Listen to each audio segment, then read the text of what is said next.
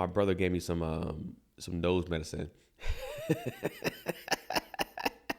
And for the past few days, it's like, man, like I've only had to wipe my nose probably like 2 or 3 times in a day, which is for me. That's incredible. Incredible. 2 or 3 times. That's a whole. That changes just one per meal. Yeah.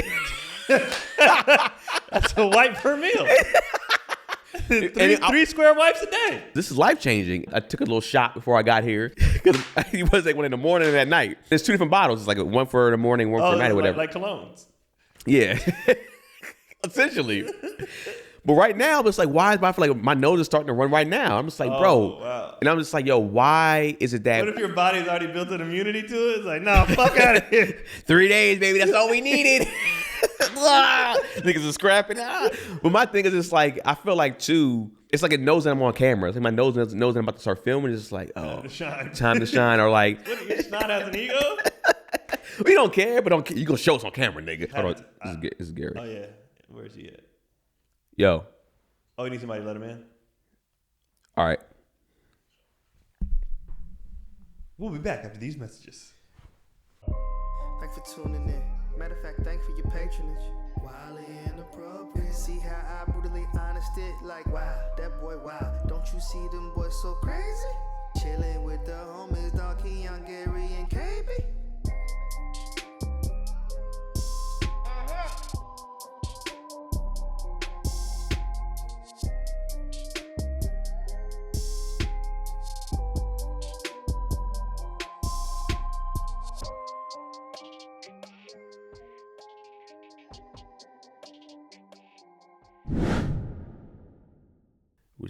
We was having some snotty nose talk.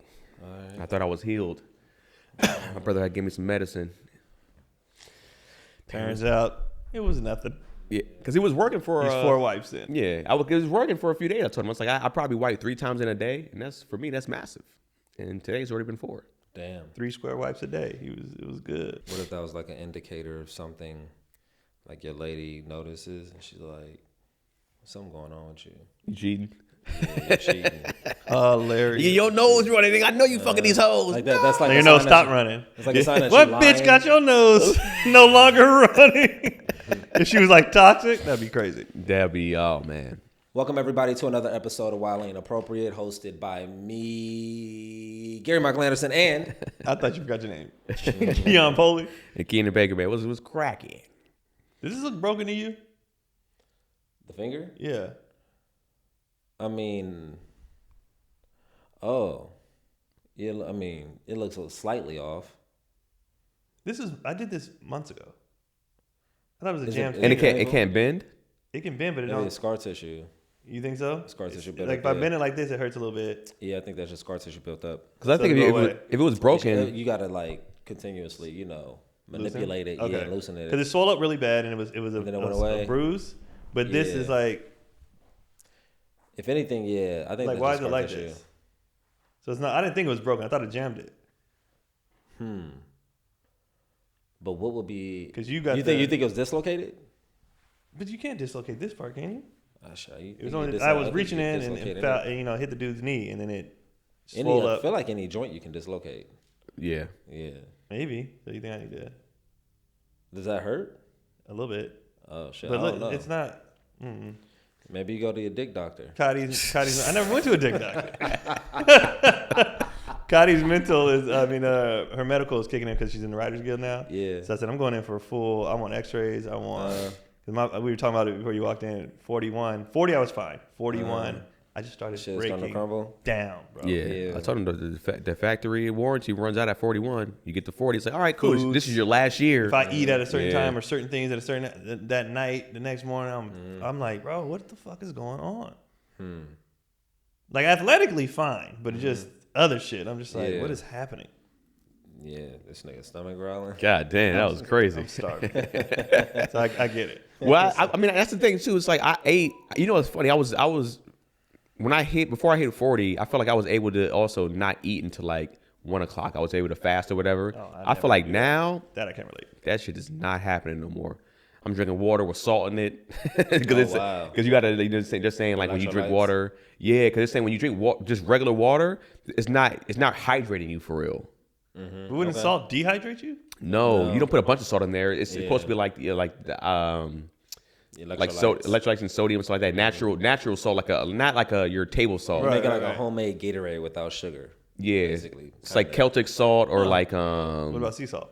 Himalayan sea salt. The pink. Himalayan pink sea salt will work. Yeah. Okay, how much? They don't cost that much. Oh, I mean, you probably could just do one little turn if it's a Himalayan pink look this Himalayan. up. Yeah. Didn't I know that? Pause on that term, but go ahead. Yo, that's just. I mean, it'd been different. He said he didn't go forward with it. You just gotta turn it, you know. But that's the thing. I feel like the older you get, you start to realize like what we were doing that's not healthy and what is healthy, and it's like you're like, bro, come on, man. Like, yeah, we put a trusty scientist saying like, hey, this is good for you, and it's coming out that everything that they were saying is wrong. Like almost everything. You know what's annoying? This morning, I was like, I understand, even though I'm gonna do it, but I understand people who are fat and be like, I don't want to change. Like, I'm gonna have to change my diet. I got to change my exercise. I got to because I'm just older. I have to. Yeah. And I'm gonna do it. But I get I don't want to do. I want to be able to eat at midnight and just fucking do whatever I want to do. Think about how good food is. Food is so good, and being fat is so hard to get off. Is that people are like, when they tell you, hey man, if you don't change this, you could die. People be like, oh, I'll die. Take me out. I'll die. I think it's something that your body can adjust to. Like, you can't adapt to that lifestyle. It just takes hella long. Like, it takes hella long. But I think you can get to a space where it's like, I don't even want that. Like, people go sober. People, when they get sober, like, They said their body still be craving it though. For real. You just gotta fight it. Just fight it off. Yeah, I think it's probably just change vices. That's what they say. A decision that a lot of them do. Just change vices. A lot of them do change healthy vices. advice. some people go to a worse vice. Yeah, most imagine, most of the time. imagine going to. All I eat is salad, but I snort coke every night. But all I eat is salad, baby. Hey, man, I did what I was supposed to do. I mean, coke wasn't killing me. You know what I'm saying? I have an aunt who's heavy into drugs, and she continuously says, like, if she stops, she'll die. It'll kill her. Like the coming off of it.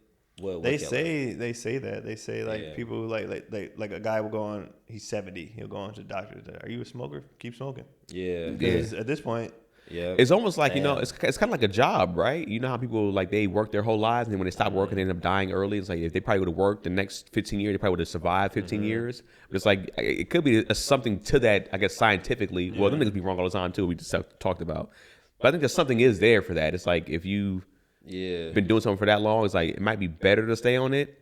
Somebody told me that recently when I was talking about my your knees go out sometimes. Yeah. It's like, it's time to hang it up. I was like, no. If I stop being active now, nigga, it's going to get worse. I'll break down. Like, I got to keep at it. Maybe simmer down. You're right. Definitely not. I can't stop. Completely just stop is crazy. Then if I stop, my back gonna get fucked up. Yeah. Like, some gonna compromise. Yeah, you got to keep exercising, doing something.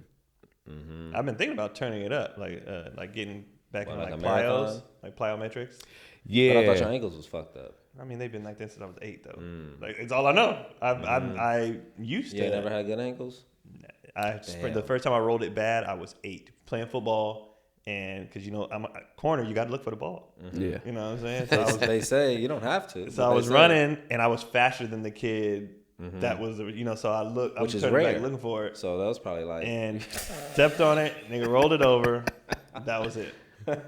Screamed. I mean, bounced back in like 2 days, but. Then in high school, it started getting worse. And then by the time I got to college, it was a piece of shit.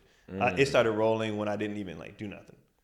Like, I'm talking about, most of the time you step on somebody's foot, you land. I remember one time it was a rebound. I was by myself. I jumped maybe this high off the ground. Nigga can't roll over. And it got to a point where I didn't even scream no more because I'd just be like, all right, I'm going to go sit down. And the fat person is sitting on the sideline eating ice cream like, yep, that's why I don't do that. The nigga was unhealthy. He wouldn't have no rolled over ankles. So this ankle's a piece of shit. These feet are bad. This shoulder's a piece of shit, but it is what I just had this visual of like taking like a humongous person, just like an obese person's bones. Like, their bones have to be like the strongest fucking they bones. say that they say it's the same. They say it's all the same. And then just put it in like a normal person's body. Like, if I get a bone transplant, like give me them bones from fat nigga. I need this nigga to be morbidly obese. I need morbidly obese carrying bones. all that. Man. They be carrying a lot. It's funny because I started like looking up stuff on just like YouTube and stuff like that for like people that are 40 and up, like what you should be doing, because it's like you can't do the same thing that you were doing when you were 20 because your joints. I want to see this nigga's YouTube history. This nigga watches. I feel like I you watch watch some of the most random shit. Well, I have, Snot, salt, sex, just hella S words, nigga. well, I have like 4 different YouTube pages, right? So it's like for me, on probably like my main one, my main Keenan Baker one, I'm probably watching like a lot of sports stuff, like a lot of Niner. That's probably where I watch most of my content.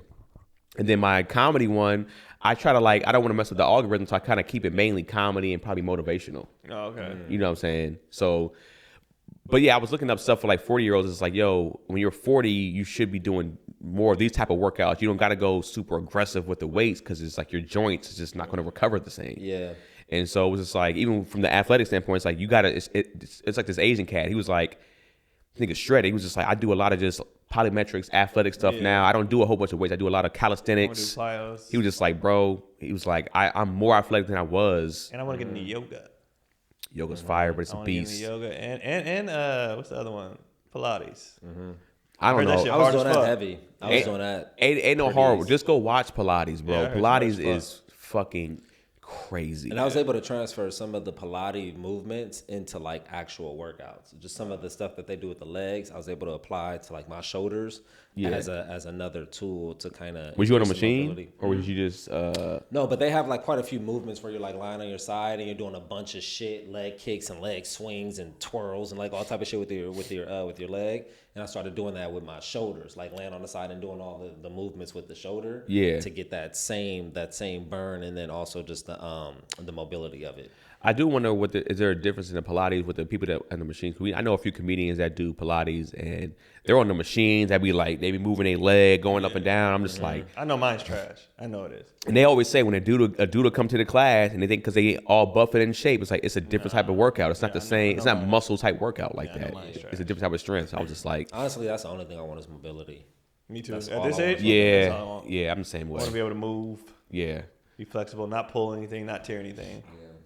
I want to be more flexible at this age. I don't care to be buff and stiff. And the cool part is I'm still pretty flexible, but I know I could do better. Yeah, I'm not. I'm stiff in the mug. I could definitely do better. Because I used to almost could do the splits this way when I was like in playing shape. Yeah. We stretch so much. The gay way. Yeah, I mean, I didn't want to tell you. I feel like the other way is the gay way. Yeah, I didn't. way? This way. That's not the gay way. The gay way is lays out. Yeah. Because if you think about it, when women are dropping, they drop. I mean, both of them are gay, if I'm being honest. The splits in general. Yeah, the splits in general. If you do the splits. I didn't want to say this, but something happened to me a few days ago. So. Why now? What do you mean? He's been waiting. He's been holding on to it. It just happened a few days ago. Yeah. It just happened like 2 or 3 days ago. But you wasn't gonna say nothing, but now you are. I wasn't gonna say anything because it's been an experience that happened to me before, and it was embarrassing, and it happened again. I thought it was never gonna happen to me again. Okay. And so I was at the gym working out, and so I just got off being I was pretty sick like the past week. I was like, I couldn't breathe. I could do nothing. Not breathing is normal, I guess, for me, but but I was jacked. Even Janelle was like, you're sick. And so I'm still recovering from the sickness, but I was like, I'm gonna go to the gym, and I went balls to the wall, just like I missed a week, so I'm just like, I'm gonna go like I missed a week. Mm-hmm. I got into the locker room, man. Keon laughing because he was there for one of these incidents before. I got to the locker room. I said, let me just hit the sauna real quick, and I'm gonna head up out of here. I'm gonna do this like 5 minutes in the sauna. And so I got to the sauna. I was like, man, this don't feel right. So I sat right outside the sauna. What's this? Like my body, my body, my head, nothing felt right. So I sat outside the sauna, and I was just like, man, I can't kick this. It's like my body's just not recovering. Like, because usually, you sit down for a second, you rest, and your body recovers. And I was like, I'm not recovering, dog. What's happening?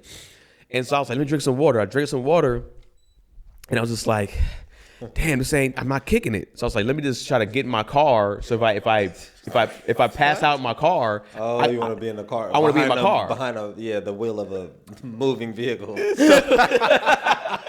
No, I want to be inside my car though. That's like driving. Look like he's just taking a nap. Yeah, exactly. So I get up from the Let me chair. just start my car. I get up from the chair and start walking towards Let where me the just see lockers if I are. can get home. I started walking towards the lockers, and I was just like, "Oh shoot, I'm not gonna make it." And then What? And then I just like I knew I was going down, so I was like, let me just start going down slowly. And then I passed out in the fucking shit. on the locker room floor. Again? I passed out on the locker room floor, dog. For how long? Well, not that you're counting. Yeah. I'm out 1, 2. So Once he said I was at the gym, I already knew the story. you already know was because going. you've seen my it. God. So I'm passed out, and then I'm just on the floor, and then what I will say was like I was proud that a lot of the dudes in the locker room like rallied around me, was like helping me immediately. Were they dick out? Like on, what's that movie? I wouldn't even know if somebody dick out at first. At least at first I wouldn't know. Remember when he passed out in the jacuzzi? Oh no, I didn't. What was that? And Wedding Crashers. I don't remember that part. He was sitting in the jacuzzi the whole time. It was one of his movies, but it was him. What's his Vince name? Vaughn? No, the other one. Owen Wilson? Well, Wilson. He passed out in the jacuzzi. Oh no, it was the one where their wives go Hall Pass. I think it was Hall Pass. Oh, I don't know if I've seen. But Hall he sat in the jacuzzi too long and fell asleep, and he couldn't get out. So these dudes are helping him get out, but they was naked. So he was like, but he couldn't do that. So he was like, no. And they was like, let us get it out. And first it was a white dude. He had a tiny dick. And then this black dude showed a huge dick. And he's like, not you, not you. Oh man. So there's actually a dude that I kind of always see there is an Armenian cat. And me and him had a conversation before about like comedy one time, and then so he was helping me out. He was kind of like, all right, I'm gonna sit you up, bro. You good? And then it's like we're gonna call an ambulance. I was like, don't call the ambulance. It's too much money. And I was just like, just water. I kept saying water, and then they gave me some water, and I was kind of starting to come to. And then, it was like... Did they give it to you? Did they like splash it? Like, get out. No, some dude had like a container, and he just poured he had a cap. He just poured it in his cap. And he was just like, kind of just sip on this real quick. Oh, so they fed you? Like a bird, yeah. It was like, definitely bird feed, for sure. I was just like... The first one was like a bird feed. And then after that, he was like, could you hold it? I was like, I can hold it. And I'm just like, ugh. I would feed your punk ass all night. Get up, man. And it was like a couple of them just like rallying around me, being like, hey man, like, we saw, like the dude was like, I saw everything. He's like, I saw you come around the corner. It's like, I saw you go like you fell down in sections. And he's like, cause did he hit his head? It was like, oh no, we gotta get him to the hospital. He might have hit his head. He's like, nah, I watched everything. He didn't hit his head. He should be good to go. And what I think what it was, it's like I was working, I was lifting to exhaustion for sure, and then I got on the treadmill. I did the whole 15 incline, and then I walked at a speed that I normally don't walk at. I was like, I haven't hit the incline in like a few months. Let me hit the incline, and I hit the incline probably like at 2.6, 2.7, and when I did it for like 5 minutes, I was like, man, that was kind of tough, and then it went downhill from there, bro. So you're familiar with that feeling though, so you know. So that's why. That's like his third pass out. Yeah. Oh shit. Yeah, it's He my passed third. out on a hike. So why were you so confused the whole time? It's like something's just wrong. No, because when it first started happening, it felt like I just couldn't kick being tired. I was just like, why am I so tired? And then the feeling of the pass out came. That feeling was like, oh, this is familiar. I was like, oh, this is about to happen. Because I was starting to get like, I was like rocking side to side. I was like, my body just wouldn't recover. And so I don't know. I thought I was over this. How close were you to the door? The door of what? Of exiting the locker room. I wasn't trying to exit. I was trying to get to my locker. Oh, you trying to just go? Okay. I was trying to get to my locker. I was like, I can grab my stuff out the locker, then walk out the exit, get to the car, and then it is a lot now. I think about it. And then your best bet was try to get to the bench and lay down. So I tried to get. That's where I was going to. So let me get to a bench and lie down where my locker is, and I didn't make it to my locker. My locker was on the far end. I made it to like the middle part, and so now you got to pick a better locker. So now you can't go back to that gym again. So that's what I felt like. So when I was walking out, These can't see me again.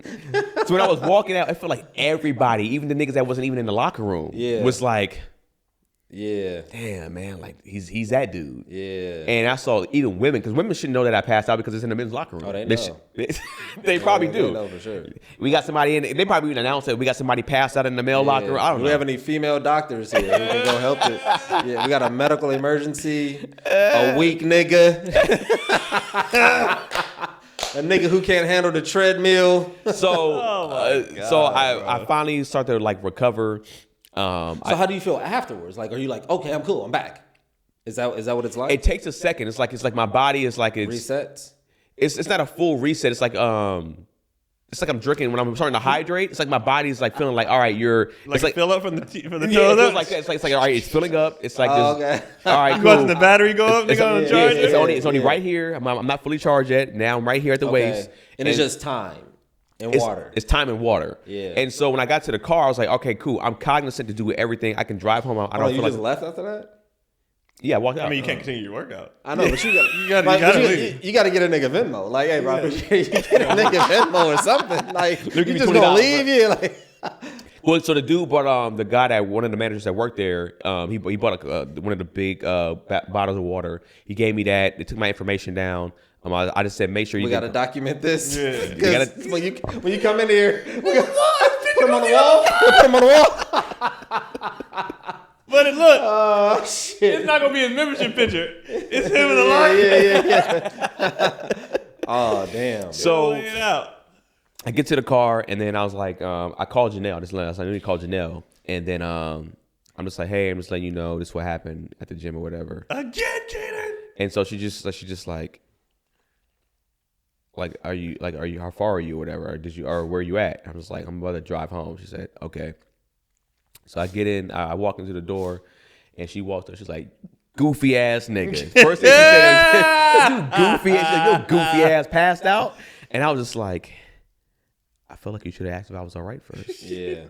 I said, regardless of it being a goofy moment, I said, I felt like you should have, whatever. And she Show felt more compassion. Yeah, she felt bad, and then I was like, here's the thing. I don't mind us having this interaction of being called goofy, But it has to be after the checkup. the checkup. And I said, for me, I said, be honest with you, I was high. I drank a big ass glass of water before I went to the gym. It's not like I went to the gym dehydrated, nigga. Mm-hmm.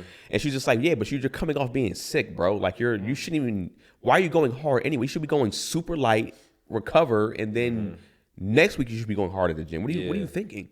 And then I was just like, you don't know. You didn't play basketball in high school. You don't know nothing about this. Because you know how it is when you play sports, you usually go immediately back to it. I don't take. I didn't. Yeah. You said what? You didn't? I would. Anytime I felt sick, I would work out hella hard. Exactly. Just to get it all out. Try to get it all out of my system. Like sweat it out, whatever the case may be. But I don't have a history of fainting either. So.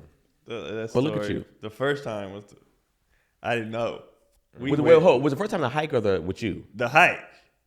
The hike. I wasn't there. I wasn't at the hike though. So the first time, with the hike, that was my fault. Yeah. See, this wasn't my fault. I ain't taking the blame for this one. Mm-hmm. This is my body being like, nigga, you just fucked up. The hike was my fault. Like I said, that was my fault. I had an extra pastrami sandwich from the day before. I ate that pastrami sandwich, hella sodium. You know what I'm saying? I drunk like this much water, and we went on a pretty intense hike. Me, Chaz, and Tony. Yeah. And we got up like pretty far, and I was just like, man, I don't know what's happening, man. And then this is when Tony was like a Snapchat king. I was like, Tony, just don't Snapchat me. And I just passed out. I think this is all a sign. Like you really, in your truest form, supposed to just be like a geek, just like a nerd. There's no athleticism. I don't think you're supposed. I think you're supposed to read hella books, have your tissue at hand, like by your side. Like, you ain't supposed to be trying to work. No, but all these things, I would say that the two pass outs, this one felt like, I guess it was exhausting still. But even one with Keon, me and Keon just finished lifting. Like I probably wasn't doing any type of circuits at all. And I think I probably just got back into lifting. So I was lifting with Keon. We did a whole lift or whatever the case may be. And then he said, I got this circuit that I want to do. And we did a circuit afterwards. I feel like it was a pretty intense circuit. It was pretty intense. Yeah, that's when Keon was going heavy. So he was a pretty intense circuit. So we already had lifted, and then we went to the room where people stretch and people dance or whatever. We did a circuit in there. Yeah. And I'm like, yeah. He was like, I'm going to go to the bathroom real quick. That's all right. He loves passing out in the bathroom. So well, Keon being Keon. Man. So I'm like, hey, yo, I was like, hey, Keon, man, I'm gonna go to the bathroom quick. I'm gonna get myself, probably get some water or whatever. He's like, that's normal procedure. We're about to get out of here anyway. I know he was taking a long time. I was like, all right, maybe he had a shit and he didn't want to tell me.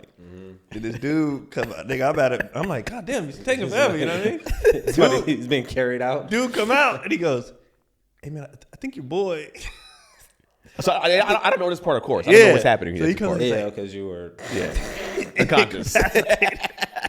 He goes, man, I think something's wrong with your boy or something, man. He's like, in the stall. And here's the thing. So Tony, so here's the thing. So here's what happened, right? I'm thinking I'm gonna have to throw up. I feel like I had to because it feels like a nauseous feeling, and then you start to kind of just like you get kind of like lightheaded, and then you pass out. So I went to I went to a stall, closed the stall. I was like, cool, I'm gonna just close the stall. I'm gonna try to just throw this up. Thinking, you know how when you work out intensely, you might just barf. Yeah. So I'm thinking this is that. And then Tony has a joke that he just put out too about like how when you get drunk, you kind of just like hugging the toilet, you don't care, your lip on the toilet, nigga. My face was on the motherfucking toilet, nigga. Probably next to a pubic hair, nigga. And I was just hugging it like I was, and then I just like, oh shit. And I just like, I saw like, you know how in movies they do like the whole, like things kind of get cloudy with the lens, like somebody's passing out. If it was like literally like that, that was like the feeling. So I just like, I passed out and I'm under the stall and I'm on the floor. So all I feel is at some point somebody's like dragging me from under the stall. Like they're pulling me from like under it. Bro. And I'm just like, ugh. And they're like, bro, what's happening? Are you okay? They thought I was, dude, I think one dude was like, I thought you were dead, man. And then this dude grabs his knuckle and he's like putting his knuckle into my chest to like wake me up. Like stroking it? Like, yeah. It's like a technique? It's like a technique that's probably posted like, at least I know it's so intense. Stimulate something? Yeah. You're supposed to lift somebody's leg. I learned this in MMA. Lift the legs above their head. Okay. Shake the legs. Like let's say you put somebody to sleep and they pass out. Yeah. They're like, all right, you're fine. They pick your legs up. Pick your legs back forward, get the blood flowing, elevate it over your heart, all that. Putting niggas' legs in the air is crazy. They pick them up and they just shake them, hey, you know what I mean? They start coming back. That's a really vulnerable position. I mean, once you pass out as a man, you're vulnerable regardless. That also made you What feel... if the only way to wake you up was like turn you over and Oh, put your butt in the air? All right, give him some slaps. Well, that's the hard part about it. It's like you realize that you're 1,000% vulnerable at that point. There was nothing I could have did. I couldn't fight for my life or nothing like that. So the knuckle thing, it was so hard that when he was pushing into my chest, was that it hurt so much that I was waking. I was like, hey, bro, I was like, stop, dog, chill. Because it was like hurting so bad. Right. And then same thing was just like they gave me a bunch of water, they set me up, and then I eventually... You know how evil people can be? Like, if you have a connect at the whatever hospital or some sort of healthcare facility, and you kind of find all the people who have like a tendency to like faint, you just like pull those people in. Like, what if Bill Cosby was like finding the... Could you give me the records? Everybody just faints on their own. I need those records. Yeah, I'll pay you $100,000. That was people who pass out. Yeah, you'd be passing out. Yeah. Wow. But luckily, I said everything that mine just came from has always been from exhaustion. It's not like I had a pass out where it's just like, man, I was sitting here talking to y'all, and I was like, because I think Chaz used to have that. He would be sitting there. Chaz pass out too? Chaz, nigga, we'd be full on fucking, and he would just be like, yeah, and just pass the fuck out. I think what Chaz used to happen when he would eat or something like that. He would eat like like, I think he was getting some kind of shock to his body or whatever. And this nigga would just pass out eating, pass out. It's crazy. Fucking, I just passed out of my food. That's crazy. I was like, what the fuck? What if you, when you go to the gym next time, they like, yo, bro, you gotta wear this Guardian cap. You a liability. Some type of vest or whatever? Yeah, no, the whole like mouthpiece. How they wear it in the 7-on-7, how the kids wearing the 7, you gotta wear it, man. You gotta wear the whole thing. Well, bro. luckily there's two gyms like that I go to, like they're both LA Fitnesses that are like they're literally within a half a mile of my house. Both of them are. So I can go to either one. To be honest with you. So you gotta spend a few sessions at the other one now. You can't just go right back into the. Or you can. They be like, we didn't think you see you again, man. This is what I'm doing. This if I were you. I'm strictly going to the other one until I'm like boom, boom, boom, and then I pull up into the other one, to the old one, as a new man. But I feel like, here's the thing: they've seen me for so long at this other gym. They know that I work out. They know that I'm pretty good at it. It could have just been a moment. Reputation gone, bro. Yeah, dude, bro. Don't go back to that gym until your shit is all the way together.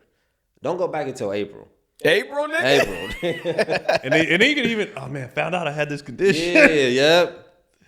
Because the same girl at the front desk that I usually see is usually the same girl at the front desk. So I'm sure the word got back to her That manager that was there, everybody knows. So now, not only you got to come back buff, you got to come back with Janelle. Like, yeah, I got a chick. Yeah. You know what I'm saying? I got in shape. I got my life together. You got to drop $50,000 on the ground real quick. Be like, oh man, I was, How did this get there? You got to wear some I'm a celebrity shades. You know, you got to change it That's around. even worse. Though. I become with the celebrity shades. Yeah, I don't know. I mean, I might go. I was gonna go today. Actually, I forgot we had to do the podcast, but I might go tomorrow. I gotta go today, bro. I ain't seen you drink no water since we've been here. I don't recommend you do anything. Get to the car. I drink a big glass of water because for me too, I when it comes to stuff like this, like particularly coming here, right? Mm-hmm. If I drink as much water as like you be drinking, I'm gonna be pissing throughout this whole podcast, which I don't feel like doing. So that's why I drink a big glass. I'll do like. It's worth it though. I do 100 to 150 push-ups, and then so that can kind of like get the water into my body. How do you break down your 150? Or do you do them all straight? I try to do as much as I can up front. So usually that ends around like 70. Okay. So I do 70 up front, and then I just go from there. I just start to whenever I burn out until I hit 150. So I might be another 20 burn out, another 20, another 15, and then go from there. How would you do 150? How would you do 150? What I've been doing recently is I'll set the timer, so I'm just doing 100. So I'll do 50 and then take full rest, which is anywhere between 3 and 5 minutes, and then do the other 50. I was about to say I would do 3 sets of 50 to do 150. Yeah. That's what I normally do. I just started like a few days ago doing this way, but I usually do sets of 50. But I've done that. I've done the burnout. I would get to about 75 and then take a rest and then do the other 25. But what's the top you ever did? The what? The most push-ups you ever did? I think the most I've ever did probably was like 106. Okay. Yeah. 121. Yeah. One something because I did like one of those 30-day challenges, and the buildup happens fast. Yeah, and I got to like one something. I can't remember what it was. Yeah, it's all consistency. But I'm learning a lot about like recovery because they'll say this amount of time if you have this goal and this amount of time if you have that goal. Right. So I was like, let me see if this shit is actually like real. Yeah. Like if full recovery is like actually like a real thing because like you work out, you'd be like, nigga, I'm tired. I can't do another fit. You know what I'm saying? Yeah. But no, this shit is real, bro. Yeah, because there's this dude on YouTube that I follow, this short white guy. I forgot. He's kind of like lifting, but science based also. And he was doing. Why'd you say white guy? Why'd you say white guy? I like to put race to things. That's interesting. I'm really curious about that now. I wouldn't even have thought about it. I think about it now because my kids. And anytime we go to my mom is always inserting race into everything, just blindly, just because like. So it's something that I guess I used to do, and I actually kind of want to stop doing it. Really, it shouldn't matter. But this dude, he lifts weights or whatever the case may be, but he also does it from a science-based perspective too. So he was talking about the whole 3-minute recovery thing. He was just saying the reason why is because. Why'd you say it was a dude though? It was. I mean, it was a white guy too. But. This person, this them, this it. How many niggas was you watching? Watching the trans nigga work out. 3.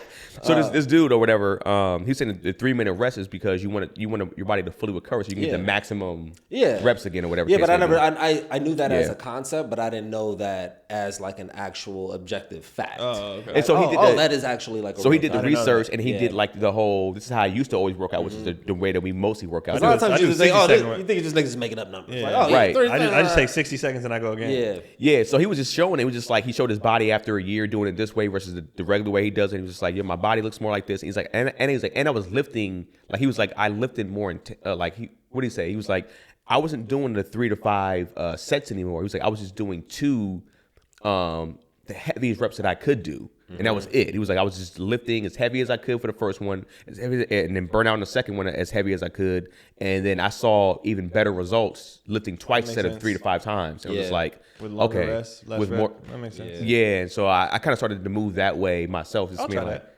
Yeah. I be trying to get the fuck out of there. That's why I take. And that too. Yeah. I don't like being there. You be in the gym for hella long. I don't like being. When we be on the road, this nigga be in there for hella long. I try to get out of there within an hour. We don't even work out together. You be at the cafe. No. You wake up, I don't see you recently. When I go on the road, Gary, I don't see this nigga but at the show. Really? He wakes up at the crack of dawn, finds whatever local coffee shop they got. He naps there, he shits there, he eats there, and then he'll show up. Show's at 7. He'll come barreling in at 6:30. Shit, I gotta hurry up and get ready for the show. I don't see this nigga all day. all day. So y'all don't hang out at all. That was just. I took the bus down to this one spot. Man, he be gone, bro. God damn. No, 'Cause usually, I mean, with Tony and them, we usually hang out together for the most part. When I'm gone with Keon, we usually would like really get But something to we'll eat. go get something to eat. In Phoenix, we kicked in and we got something to eat, watch the games and shit. But I don't be seeing Tacoma depressing, bro. But Tacoma, Vegas, I don't be seeing this nigga, bro. Vegas, yeah. But Vegas You was is gambling? different. Nah, Nah, I he was was going to going coffee to shop. he go to these. Now we went to coffee eat shops, in bro. Vegas. I took you to the spot. He don't be want to come to the spot. I'd be like, I'm No, at the he spot. he goes to the coffee shop where he finds like lounge, and he'll be like, "Oh man," like he don't sell it well either. He don't say the way to get a nigga to go somewhere, bro. I just had a fire ass pastrami sandwich, whatever. Yeah. This nigga would be like, "Man, I went to this coffee shop earlier. They had this greenery set. I don't give a fuck, bro. I don't give a fuck. You That nigga be, bro. I just said it's a dope vibe.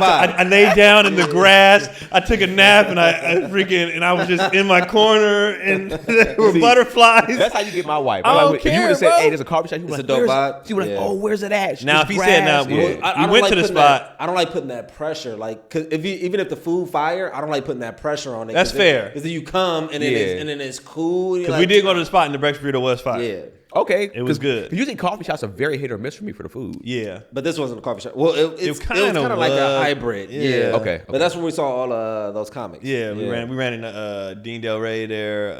So it's probably a spot or Lonzo whatever. Borden, like a bunch of them. They were just in there coming out. Okay. And then we did hit the barbecue spot, but we do that every time we go. That shit good though, and we get 2 meals out of it. When you're on the road together, do you feel like you have to build camaraderie still with each other, or you just don't care? With him, no, Yeah. not anymore. There's not. I like it, man. That's why I like going on the road with him. So I told Cotty, especially on the times where like I'll have them, if they won't give me an extra room for him and we're sharing a room, if that nigga leave at 8, don't come back to 6, I'll be like, fantastic. Yeah. I don't see this nigga all day. I don't care. We got our own rooms. It's different. Well, that aspect, I'm more inclined to hang out when we have our own rooms. Right. When we have the same room, he's gone all day. I'll be like, yeah, you want to meet me at 9? It Yeah, always feels like a just privilege. see- Like yeah. I got Yeah. the room to myself. Yeah. I ain't leaving. I ain't going nowhere, bro. The only thing I do is go to the gym and then I come right back. Yeah. No, I understand. But I ain't gonna lie, I like hanging out. Maybe because I like. But it's also 3 of y'all too, Yeah. for one. And it Okay. depends what city. It depends on the city. Because in Vegas, we do be 1000%. we'll go do more Because stuff. Vegas is just Vegas. Yeah. Like, we'll go out after the show Yeah. or whatever. We'll pick but like one Vegas- night to go out, Vegas maybe. is- I'm good with one night Yeah. or one day. Right. Throughout the whole weekend. Because it's like I think you know what it is. Because Tony will find what it is. Tony does a lot of things that I would do from an exploring standpoint. When I would go to a city and then let's say Janelle's with me, Janelle want to do shit that I'd be like, nigga, this is going to drain me before the show. Yeah. I don't want to do this. So it's like we find a food spot or whatever. But Tony also don't get out until like later. So it's like we got the whole day until about 1 o'clock. He'd be like, hey, yeah, I'm trying to get something to eat. You're trying to roll? Cool. We go get something to eat because he got the car. We find these places and usually Lou be like, I need some shoes. I put my lottery ticket on this shoe real quick. So I gotta go to the mall, get some shoes for Lou. Right. And then we kind of just find like another like chill, cool spot that accents the city in a sense. Right. And then we come back. Life changes a lot when you're not pursuing the hoes. Facts. That's true. When you're not pursuing the hoes, we're navigating this world in a completely different way.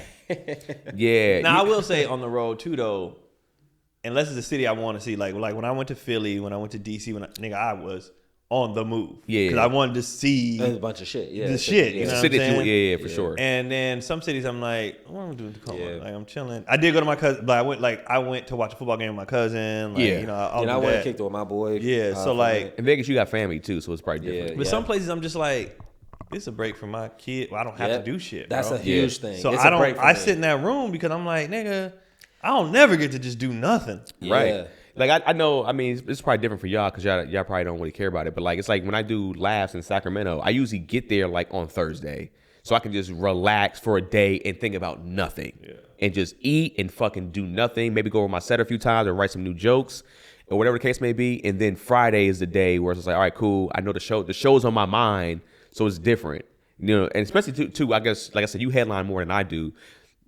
The more and more I headline, I'm more comfortable of like not that I have to put together a set list, but I'm more comfortable being like, all right, I'm not stressing out over the day of the show. If you know the thing, if you know the set. Yeah, Right. you can probably go shit out an hour right now and you'll be fine. I probably could, but it probably wouldn't be structured well. Right. You know what I'm saying? And I might have some moments in there where I was like, I should have prepared better for this. Because in terms of your long headlining set, if you were to write it on a piece of paper, it would probably be like 6 things. Because they're Me? so long, drawn out. Yeah, it depends because sometimes I'm writing out. They all seem like when I write it down, it's actually like 10 things. Which is still, but they go But together. like 4 of them go together. yeah, that's Yeah. still not I mean, a lot. No, it's not a lot. Yeah. Yeah, because I think when I looked at my headlining set last time, it was like a full page into the back, and I probably could have Oh, no, I condensed. don't have all that. Yeah. I probably could have condensed things into this. Now here's the but- thing, it depends. When we go, let's say we're going to Phoenix in March. Yeah, I'm running this. Okay, I just shot the special, so I go out after that. My set list is very long. because you're trying to It figure out. starts yeah. getting shorter as I took that out. I realized this is all grouping just shit. one bit. Yeah. It doesn't. So and then it becomes way less things, and I don't even get through it. So like, yeah, it becomes. I'll have 10. I get through 7. of Is it as broad as like kids? And then No, 2 things under that. it'd be like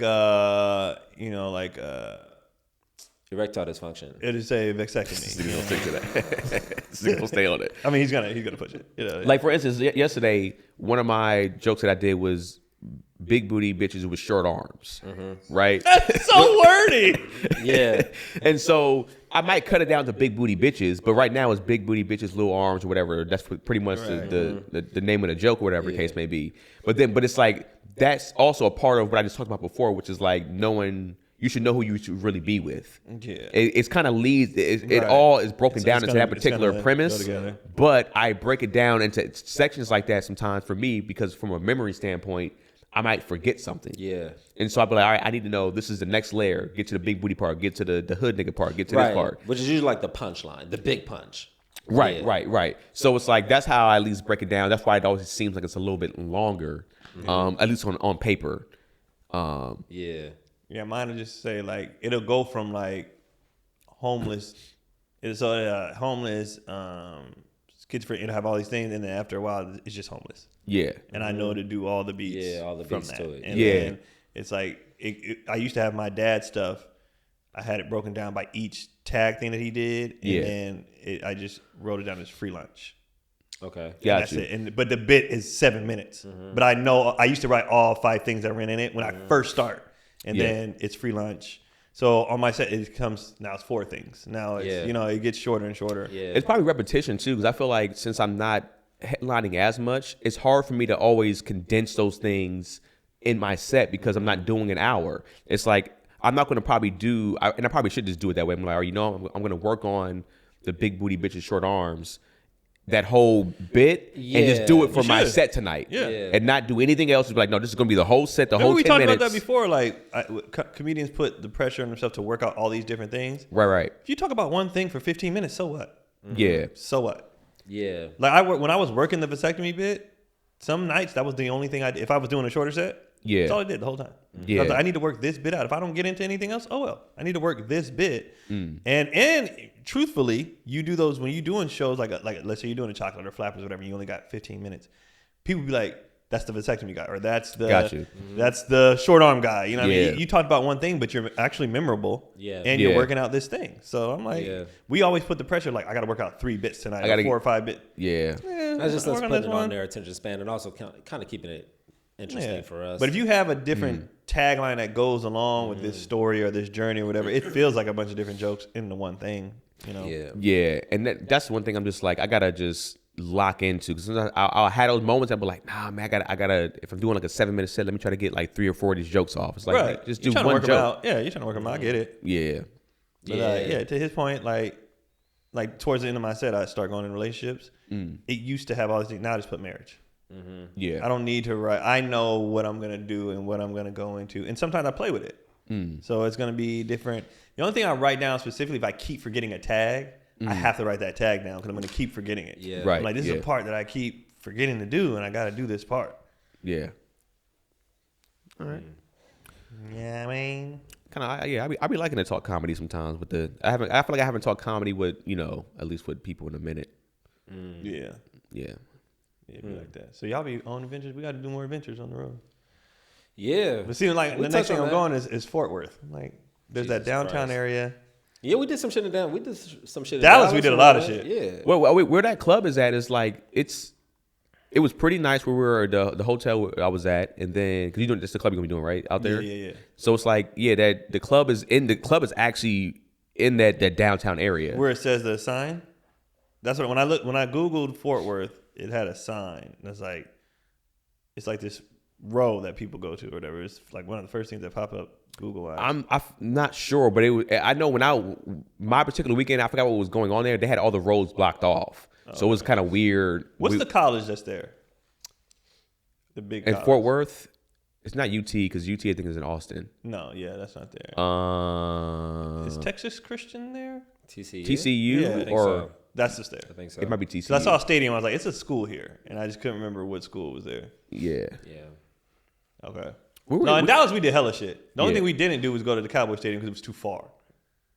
Okay. It was like 2 hours there, 2 hours back. I was like, nigga, I'm not. I think what we I'm did not doing Tacoma. that. Isn't Tacoma near? Seattle.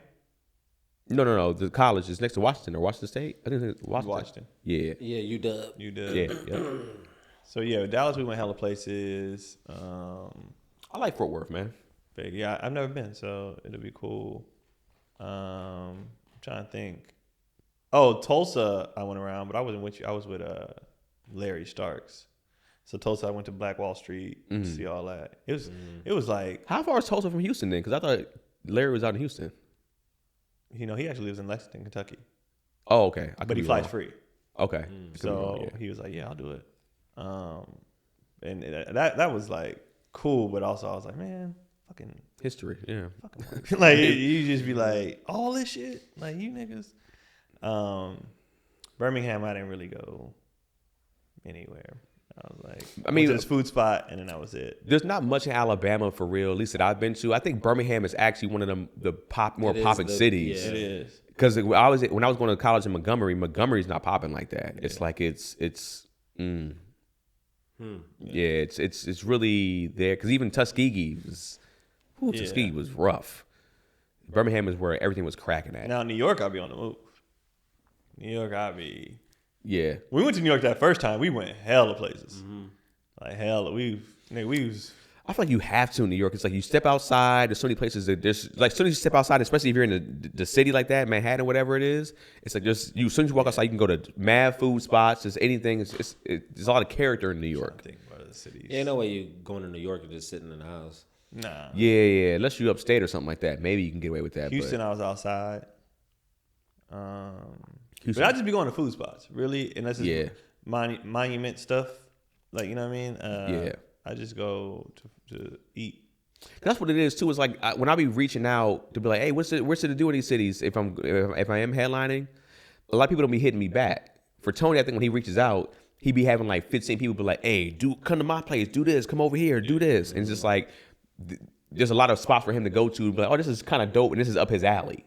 Now, one thing I will say that people do, they do offer. I just don't be taking them up on it. But some people like, I'll come pick you up and show you around. And sometimes I take it, sometimes I don't. Yeah. So when I was in DC, my boy from high school lived there now. Right. So I already saw the monuments and everything, but then he took me around other parts of DC. So like if I have somebody there, yeah, let's go. Yeah. You know, let's go see. I don't like wasting time not knowing where I'm going and that kind of shit. What's the psychology behind wanting to take somebody to the hood in their city? What's the mentality behind that? We talked about that one time. What is that? Why? What is that? Other than the food spots there, because I know it's Yeah. good. I don't know why people be like, Let me I want to show you see where the hood is. Yeah. Why? I don't know. I'm very curious. I No. think it has to do with hip hop. Like if you want to see Marcy Project because Jay-Z Okay. didn't rap about it. You know what I mean? Like Yeah, so in all these songs they talk about these places. Okay. You talk what's the Bone Thugs? Everybody Yeah. goes to the street Yeah, because he's 99. Yep. as they talk. So I think it's hip hop. I think, So you think you want to see where these rappers are As really like a from. tourist attraction. Yeah. Yeah. I think you want to see where these rappers are from. I think it's multiple things. I think it is a part of it is hip hop. I think we do associate as the hood as the closest to blackness than anything. And so when you go to the hood, it's just like, yeah, I'm in the hood. Like I'm real in a sense. You feel like you're realer too in some cases. Realer? Yeah, I think some people do. I think because when people like, especially when it comes to people that might be, that might be hood or whatever. Like, I'm going to the hood, nigga. I went to this hood over here too. I was like maybe accepted in a certain way. Now it is a show love type thing. Like, nah, I'll come over there and fuck with y'all. Like that. But also, and then there's also that, yeah. And then also the optics of it, especially if you're in the entertainment space, is like, oh no, he's not Hollywood. He one of us. He real. Yeah. I don't want to attach it to real though. But like, I feel what you're saying. That's how they would perceive it as. They perceive it as like you're not above this. Yeah. You don't look down on us. That's what it is. I'm not above this. Yeah. I'll go over there. Oh, I'm above it. I'm not. If somebody, like I said, somebody lit there, I'm above it. Be like, it's a fire wing spot. We got to get in and out. Fine. Let's go eat real quick. But I don't want to be like, let's hang out here. I know the best food's over there. That's fine. Let's go get it and then take me home. Yeah, the first time when we went to Nashville, we were smack dead. We were smack dead in a place where it was things. We saw some things. It was wild. Huh? What'd you see? What were you doing in Nashville? And when we were technically, I guess protected or safe because the person that we was with. Guide? Yeah. See, if I have a guide, I'm fine. Yeah. Checking in. So you checking in? Y'all checking in? Y'all checked in? Well, he's also a comedian, but like he was like, I don't even know if I should be saying his name or not. That's why I didn't want to say it. But it's like super dope dude, super cool, always look out for us. He treat us like family. He makes sure we good. But we was like the first time we went, I was just like, this is. This where you shot the guns, right? Talking about him? No. We didn't shoot the guns. That was the same city, but we talking about Mike DeBay. Yeah.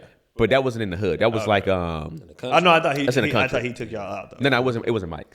It was somebody else. But they know above it. But yeah, you said what? It said Michael's above it. Oh, for sure. Mike was like, "You niggas went over there without me." He's like, if anything, I need to be protecting you niggas. Because the second time he came with us to a certain area, he was just like, "Ain't nobody gonna harm y'all. Trust me."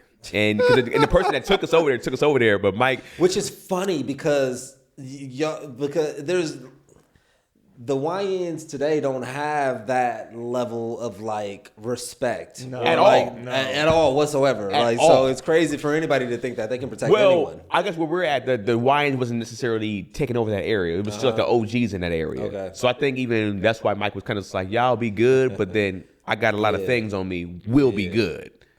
But because when we was in you can only fire two things at once. What happened to the protocols and the old heads went to jail. Yeah, they went to prison. Purposely done too. Remember, they purposely put those guys. Remember, there used to be organization in gangs, and then what happened to the? That's why I study. I be studying like this YouTube channel called Predictive History. He kind of delves into just like the idea of just the idea of like how. That organizing and becoming like a group, with men, just kind of going back in the day, going to like way back when. Yeah, because even from that standpoint, when you talk about the YNs, I think it was St. Louis, and we went to that structure of power. Yeah, we went to a Chinese food spot because it was like, oh yeah, the Chinaman in St. Louis that's the best food or whatever. Like they always try to say who their best spot was, and so we went to the spot in St. Louis. And it was like a Martin Luther King and some other street, which it's gonna be the hood. Right. And we get in there, there's bulletproof glass everywhere. And we're like, all right, we're not tripping. We're just like, cool. Yeah. We heard the food is good, it smelled good. And it was, the young cats was in there, and them boys was in there. They was looking for trouble, like staring at us, like, yeah, stare back, nigga. I want you niggas to stare back. They got into it with this is when I knew they didn't care, when you said they had just no protocol. They got into it with a senior citizen. Yeah. This is ridiculous. Senior citizen, because dude was like, I need a pen. And he's like, you don't need no pen. Get back off, young man, or whatever. And then the young dude's he's like, I air this motherfucker out, man. I air this whole bitch out. And nigga had everything on him, too. Because when he walked in there, Mike, Mike used to be an ex-police officer. When he was walking us in, he spotted the young dude. He's like, he got this on him, he got this on him, he got this on him. He called their shit immediately. Is that open carry state? I believe it is. Yeah. So Mike had this thing on him, but he was just like, hey man. And this is when they said that. I remember what did Tony say? Tony said something. Oh, when that happened, Tony was like, hey Mike, didn't you used to be a cop? And I was like, nigga, no. And I remember Mike's eyes got big. Mike was like Tony, why would you say that? These young niggas, they don't give a fuck about no ex-police officer or even cop. Tony said that out loud. He said it out loud, like joking. I don't know if he was joking or not. Or he just set it off instinct. Yeah. I don't know. Yeah. And where we was at in that Chinese food spot, if they would have aired it out, there's no exit. It was like there's one way in, and we were stuck like in the corners right here, and we would have just been like eating bullets, nigga. And behind the bulletproof glass was a worker, so they would have been like, oh shit, well, that's crazy. Yup. Next. That's kind of funny. Like how do you signal that what energy you're on to like a group that's on that type of vibe? Like what if I could just what if you just on the phone with a chick like, yeah, so you know what I'm saying? Yeah, I'm about to come through. Yeah, like I'm just like I'm on a whole different thing. Yeah. And how do you even receive that if you're on that side? It's like, yeah, that's just a nigga over there trying to get some hoes. He's trying to get on this bitch. Okay, cool. Yeah, we gone. I mean, yeah, I don't. That's tough. I feel like when a cat is on that time, there's no even getting out of that. Like I've seen it before. Where it was just like it don't matter. Hey, I don't bang. Hey, come on, brother. I'm just trying to get to. We don't give a fuck about none of that. Today is the day. So that's where it kind of gets scary. It's just like I can't even get out of here today. I gotta either fight or get beat up or shot. I mean that's a huge reason why I dress the way I do. Just to not even look at someone like someone that you would even be interested in pushing up on. What's funny is when you get older, like remember back in the day, like this nigga scared. I'm like, yep. Yeah. Sure am not going. Because here's my thing too. I feel like nowadays, especially if you're not going to, nobody's doing anything fair anymore, right? So it's like you're gonna most likely shoot somebody. Yes, I'm scared, bro. And even by scared, that doesn't necessarily mean like flight. You're scared to even be in a position to where you have to activate fight or flight. Right. Yeah. Like I don't want to get into any of that. I'm about to fight nobody. Go home, bro. Yeah. And a lot of times when you're in my boo. Yeah. Yep. When you're in these spaces, yeah, you're either gonna get jumped. Kiss my kids. I just want to kind of be like, y'all ain't got no bitches to like hit up right now. Like this is kind of like holla at the hoes hour. This is. The sun is falling. Like Long Beach Griffey got that sketch. He was like, being in a gang is gay. Yeah, it is. Niggas just hang out with dudes all day, bro. It always has been to me. It's like gay. it ain't enough hoes, bro. Oh shit, okay. Y'all loitering, y'all just shooting dice, more niggas come up, y'all shooting more dice. Where the hoes at? That has always been that's why it's never appealed to me. It's like if they had a good PR for I got this. They had a good PR for like the bitches. Like no, trust me. The bitches, we got a house full of bitches. Like and they just circulate and the same bad. 2-3 bitches. No. It's new. It's new. They come through. Oh, this one in this scenario. Yeah. Well, I was thinking about this. Hold on. This is actually pretty funny to me. Because I guess Jess was telling me about like a case where a Canadian dude got like wrapped up and he was like doing all this work with like the cartel and shit up in Canada. And to me, I was like, what makes a civilian, like an ordinary person, what compels them to even work with the cartel? Just knowing the reputation of the cartel. I don't think it's a choice. Yeah, I don't think it's a choice. Like when you watch Ozark, it was like, nigga, you got to do this.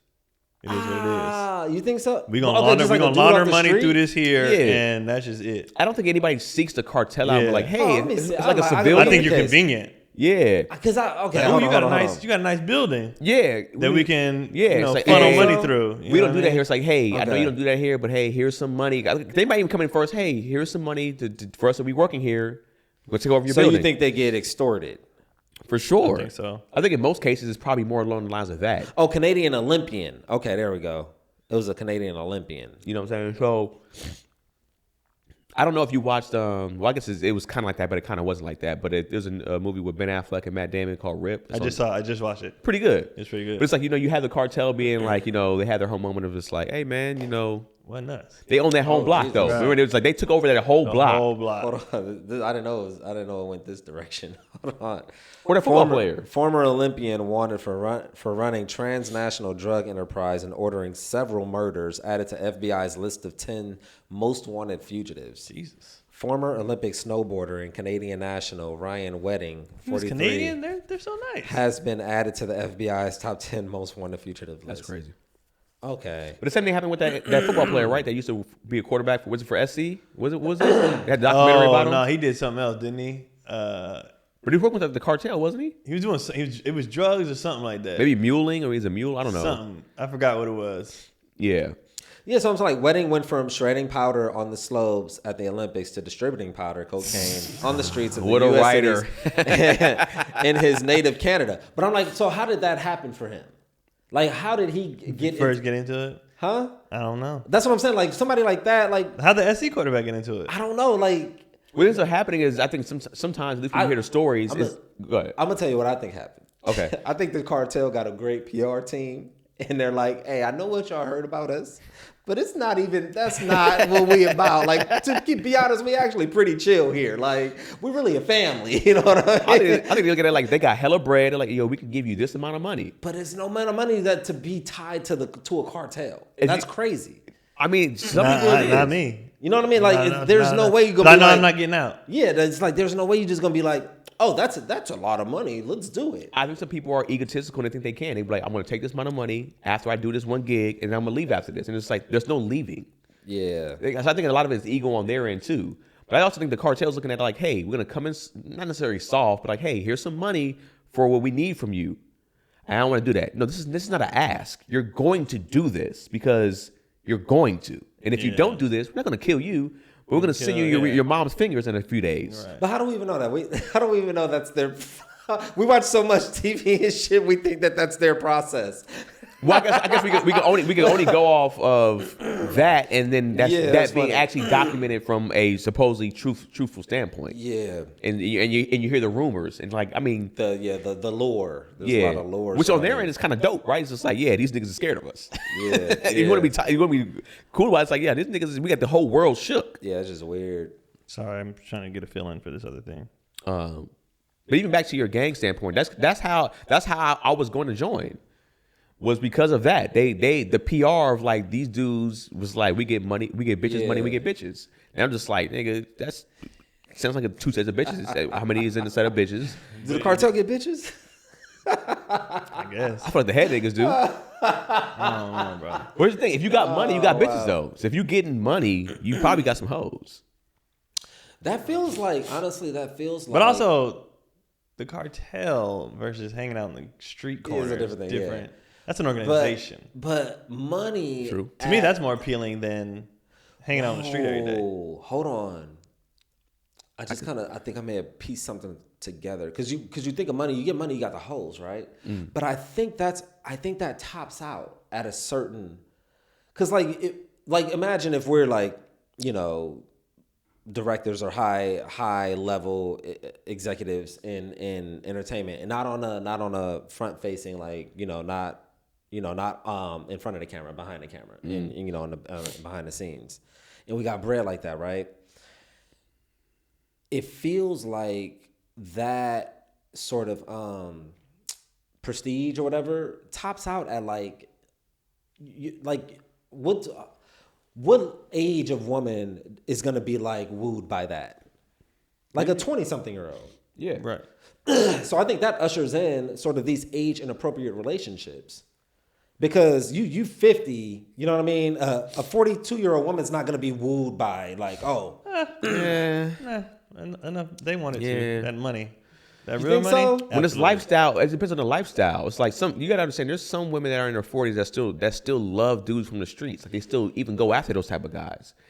But I think when it comes to lifestyle, some of them guys too, if they're higher up in the space, if you're not a soldier, it's different. If you're like a shot caller, it's different. A 42-year-old woman though, if a single 42-year-old woman who has her own shit is not wooed by a 50-year-old man with his own shit, because she already has her thing. She already has her own space. She has cartel own shit ain't the same as your own shit. You said what? A cartel. No, I'm not talking about cartels. No. I'm just talking about men with money. He just got money. Men with money. You just got money. I guess it depends on how much money is money though. So it's like if you're somebody that's like, oh, I'm a woman that makes $80K a year, I'm doing well, and he's like, well, I make $15 million a year.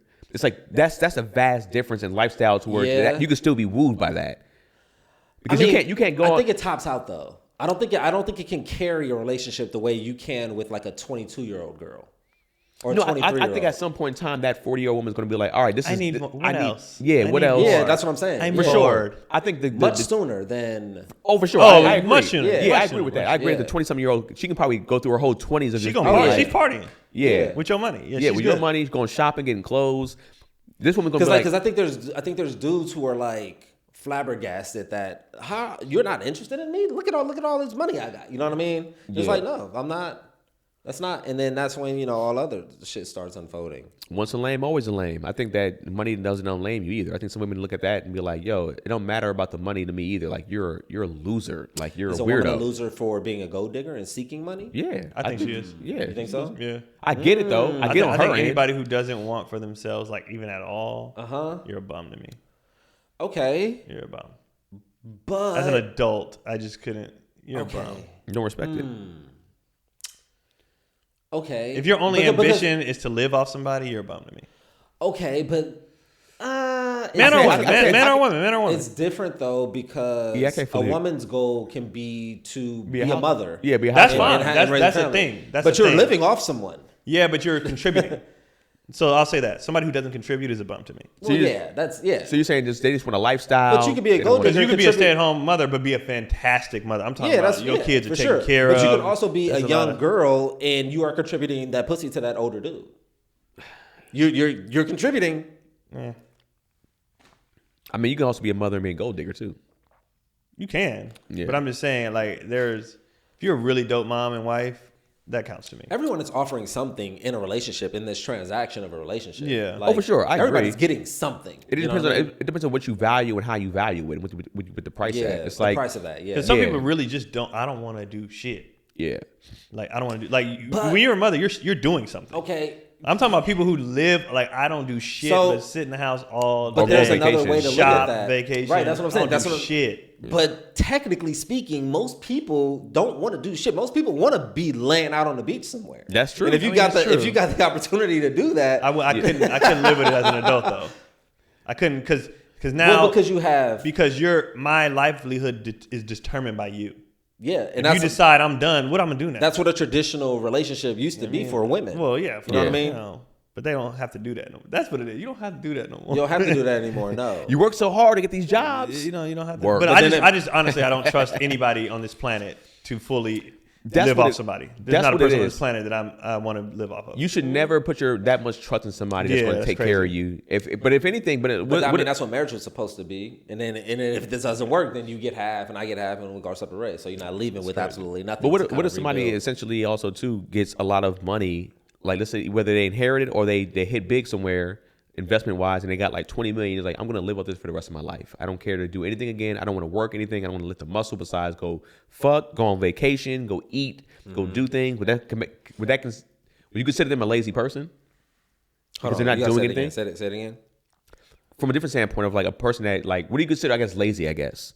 Somebody that's not doing No, I said a anything? bum. You could be. There's a lot of lazy people. Yeah. But I said a bum. If you want 20 million, hey, it's your money. What's a Do whatever bum? you want with it. What's a bum? A to bum you? is somebody to me, like I said, living off somebody else. Mooch. You can a mooch. Freeloader. A mooch. Okay. Freeloader. Okay. If it's your money, if you want to blow it, blow it. Like that's on you. Yeah. But living off somebody else, being a mooch, being a just What does like, that? What does that look like? You talk about from the male perspective, like a male living with a woman and like either way. and contributing nothing. Yeah, either way. It could be either way. You Either just sit way. around all day and you do nothing. I'm like, I can't respect I it. think go back to Gary's point. It's like that woman that's doing that, or that Oh, guy. that guy that's doing that, he's It's like offering something. something. He that- probably slinging that dick. is of value to that her, person. To that Yeah. person. To me though, Yes. you're just a bum. Okay, Yeah. but then, you know, everybody's relationship Everybody's is their different. own That's- relationship. And then Yeah, and then when it falls apart, that person be like, they was a bum, they didn't do shit. That's the first Now- thing. That's now, I that's don't- the first thing to convenient. say. That's You know what I mean? convenient, but that's also on you. Yeah. It's 100%. That's Yeah. more on you. Well, than it's it is always them. on them. Anybody Yeah. who's allowing somebody to do that Yeah. can't complain. You allow it. No, Yeah, yeah. that's You what I was allowed gonna it. say. You shouldn't be able to down that person when He you didn't do accept that nothing. He didn't have behavior. no job. You let him sit up there and lay up Not on have a you. job, That's on yeah. you. I don't want to hear your complaints. I mean, but that also depends. To me, that depends because if there's children involved and he's the father of the children, he's stay-at-home dad, and whatever modern like See that goes back though. If he's staying home way that dad, we're then he's doing doing it. something. Yeah, Yeah. He's doing But I something. think that also can be frowned upon. Like It in current can, time, but- because we're transitioning. We're transitioning Yeah, into but women like if you taking on doing more. having kids, I know you doing something. Like you, it's Yeah. a lot of. It's a lot. I would rather now don't get it twisted. I'd rather do the kid thing than work a fucking job. Absolutely, Yeah. but it is the running around, the scheduling. You know, like Yeah. as soon as we leave here, I got Yeah. The minute they get out of school, Yeah. we running. Yeah. Yeah, know, like- it's just hard for me to. It's hard for me to visualize someone being a bum and contributing nothing, and then still being in this space with this woman, or this with this guy. It's like you're doing something to be allotted the privilege of staying here. Well, that's like why you're contributing something. But that's why you see, I think, in those cases that you're talking about, that if they are an actual bum in that sense, they usually get kicked out. It's Yeah, that's a lot of get kicked out. Yeah, it's like, all right, it's been 2 months. You ain't looking for a job. Okay, this. Okay, so a bum to me would be, all right, and I love that. A bum to me would be someone who is being manipulative in a way where they're saying that they're going to do something, or they're making promises, so or a liar? they're saying I'm trying. Yeah. So, but they're lying about it. Yeah. And they're not coming through on that end. But if it's just an arrangement where I'm just staying here and so someone who's not meeting the expectations of the relationship that was communicated. Like we've communicated. So you're not doing the part that we agreed upon. Yeah, you're not. So, but if the agreement was I'm just laying here and I'm laying dick, then that's not a bum to me. Yeah. But what if there never was agreement? You just fell into it. If you fell into it, then it's not a bum. It's not a bum to me. If you fell into that, it's not a bum. It's a bum once the details have been established, and these are the details, and you not doing that thing. Mm-hmm. You got to be not doing something that you said you were going to do in order to be a bum, in my opinion. If you laying up there and you whatever your situation is, and you agreed to it, that's what it is. And y'all agreed to that, then that's what it is. Those are the terms. Yeah, that's a good point. It's an interesting perspective. Yeah. I mean, because once you accept something in those terms, you accepted it. You allow this behavior in a sense. But I think that's when you rarely see that. When you see a guy lay up in a girl crib, they ain't fucking, or he just theirs, or we have a homie, right? We have a homie that might just be staying at the crib. They don't contribute, they don't pay, they don't do nothing. It's like, yo, you got to be looking for a job, bro, for you to stay here. Right. It's like, all right, get your bum ass about my house. And that's because that's a different dynamic. Yeah. You know what I'm saying? But the dynamic, but the romantic element of a dynamic is different. But then also for me, I'm not one to pass judgment on anybody's relationship because y'all shit is y'all shit. I don't know the details of y'all shit. I know how it looks. Yeah. I know how it looks, but I'm also not. I can't. No, whatever people do, I can still feel like she messing with this bum. However, I don't feel bad for her or nothing. Like that's a choice you made, sweetie. Like I don't give a damn. He bum ass nigga. Oh well, you let him stay up there. Like or even when dudes do it, she don't do nothing but spend my money, and you allow it. You allowed it. So shut your ass up. I rarely ever get mad at that. I really get mad at girls for going at dudes that got money when all you show is money. Yeah. If all you show is money online and she go, what can I get the cash at 1,000? Man, this bum ass bitch. It's like, I mean, you showed what you wanted her to get. Like you that's like an offer in a sense. Like as much as the term gold digger exists, we have gold flashers. Yeah. There's people flashing their gold and attracting gold diggers. Like which I mean. In a natural sense, it makes sense. You got to highlight, hey, I am someone who can provide security for you in a world where, you know what I mean? Yeah. So that makes sense to me. When does the thing expire? 12:57. Okay. Yeah. I think I set an alarm for it. What makes you? I was thinking about this because I went to a thing like to watch a game at one of Pilot's classmates' his parents' place, and I was thinking like there was like a couple of different groups of people kind of come through, and throughout the course of the day. So we were hung out with like one group, and then they left, and then another group came and hung out with them, and I noticed like I want to know what for y'all makes you like, oh, I fuck with them, like I like them. Oh yeah, I mean, like what makes I'm definitely in that space. What is it like? Because it was like, and the only reason I made that sort of, I only thought about it because I kind of was able to make that comparison, like this group and now this group. Yeah. It's like, but I fuck with them. I really like fuck with them because you got to make that. You got to have that contrast to even know that you're like, damn, I really like. You got your common shared interests. Okay. Plays a part. Okay. Definitely vibes of the person. You know, some dudes come in, you be like, this nigga weirdo. Yeah. Or even how their dynamic are, their relationship, you be like, I don't like how he talked to her. I don't like she talked to him. Like I don't like how they are like that. So that's one shared interest. Honestly, how I see they are with their kids. Okay. In those kind of environments, when I see you a trash parent or I don't like your kid, I don't like none of y'all. Okay. Like if the kid is terrible, I don't fuck with y'all. Damn, if the kid sucks at sports, you don't fuck with the parents? No, they're terrible. Like kids is bad. They bad. Really? They don't listen. They don't. Yeah, that's fair. I don't fuck that's with fair. No, half my friends, the kids are trash. Yeah. That's fine. But if they don't like they like that, I'm like, nah. Okay. Or if they're trying too hard to be liked. Okay. I don't like that. Let me come. I'm like a cat when it comes to. Let me come to you, man. Don't be. Hey, buddy, we should. Nigga, I don't know you, bro. Those are valid. Like, so if you're not trying hard, you naturally cool, common shared interest, and you got good kids, or your spouse is cool too. Like, I'm like, all right, I'll give you a chance. Okay. For me, I realized you said common interest. I'm not a big. I understand common interest because it breaks the ice and you can have a conversation. I understand that one. That's not as high up for me because I like learning new things and I like not a break or make or break. It's just easier. I think a big one for me, bro, is really curiosity, like inquisition about another person and like who you are. Okay. Like I know, and I realize that I do it a lot of myself because I ask more questions. I'm more like engaged in another person's like life and who you are. Versus wanting to talk about myself. But I think like you notice if people are like really like interested in you, like because I like a big thing for me. Anytime I'm out in the world, like I ask people where they're from, because then just from that I can draw so much of like about you in a sense. Like that says a lot about you, like where you're from, like where'd you grow up, XYZ. So I think a person's curiosity, but if somebody's like just not curious about like. You know, if we're engaging and you're just not curious, it's like, oh damn, this is kind of like stale. I mean, one can call that boring if they're boring. If they're boring, maybe I guess I'd tell you like but then also there's a certain like I don't want to have to pull a conversation out air of like I don't want to say arrogance, but like I can't find a word for it. But there's just like like you're just not interested. It seems like sometimes it's just like oh damn, you're just like you're not like a fun person to talk to. So it's one of that.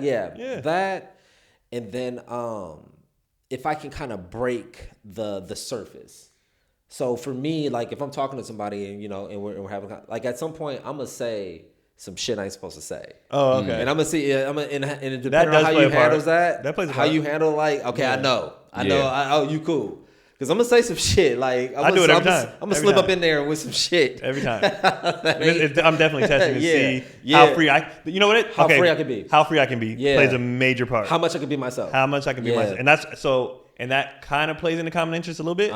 But yes, how free can I be? That's a huge common interest thing for me. Huge. Yeah. I'm like, I need to be able to. I prefer for them to do it first. Yeah. Oh, yes. Then I'm like, we got a winner. Yeah. So we could be talking about pizza. Be like, and then these motherfuckers over here. I'd be like, wait, what motherfuckers over there? What are these motherfuckers do? What motherfuckers over there? What they do? They got these fucking kids today, man. I'm like, oh yeah. Yeah. This is an awful example, but I can't get into it. So which couple did you like better, the first or second?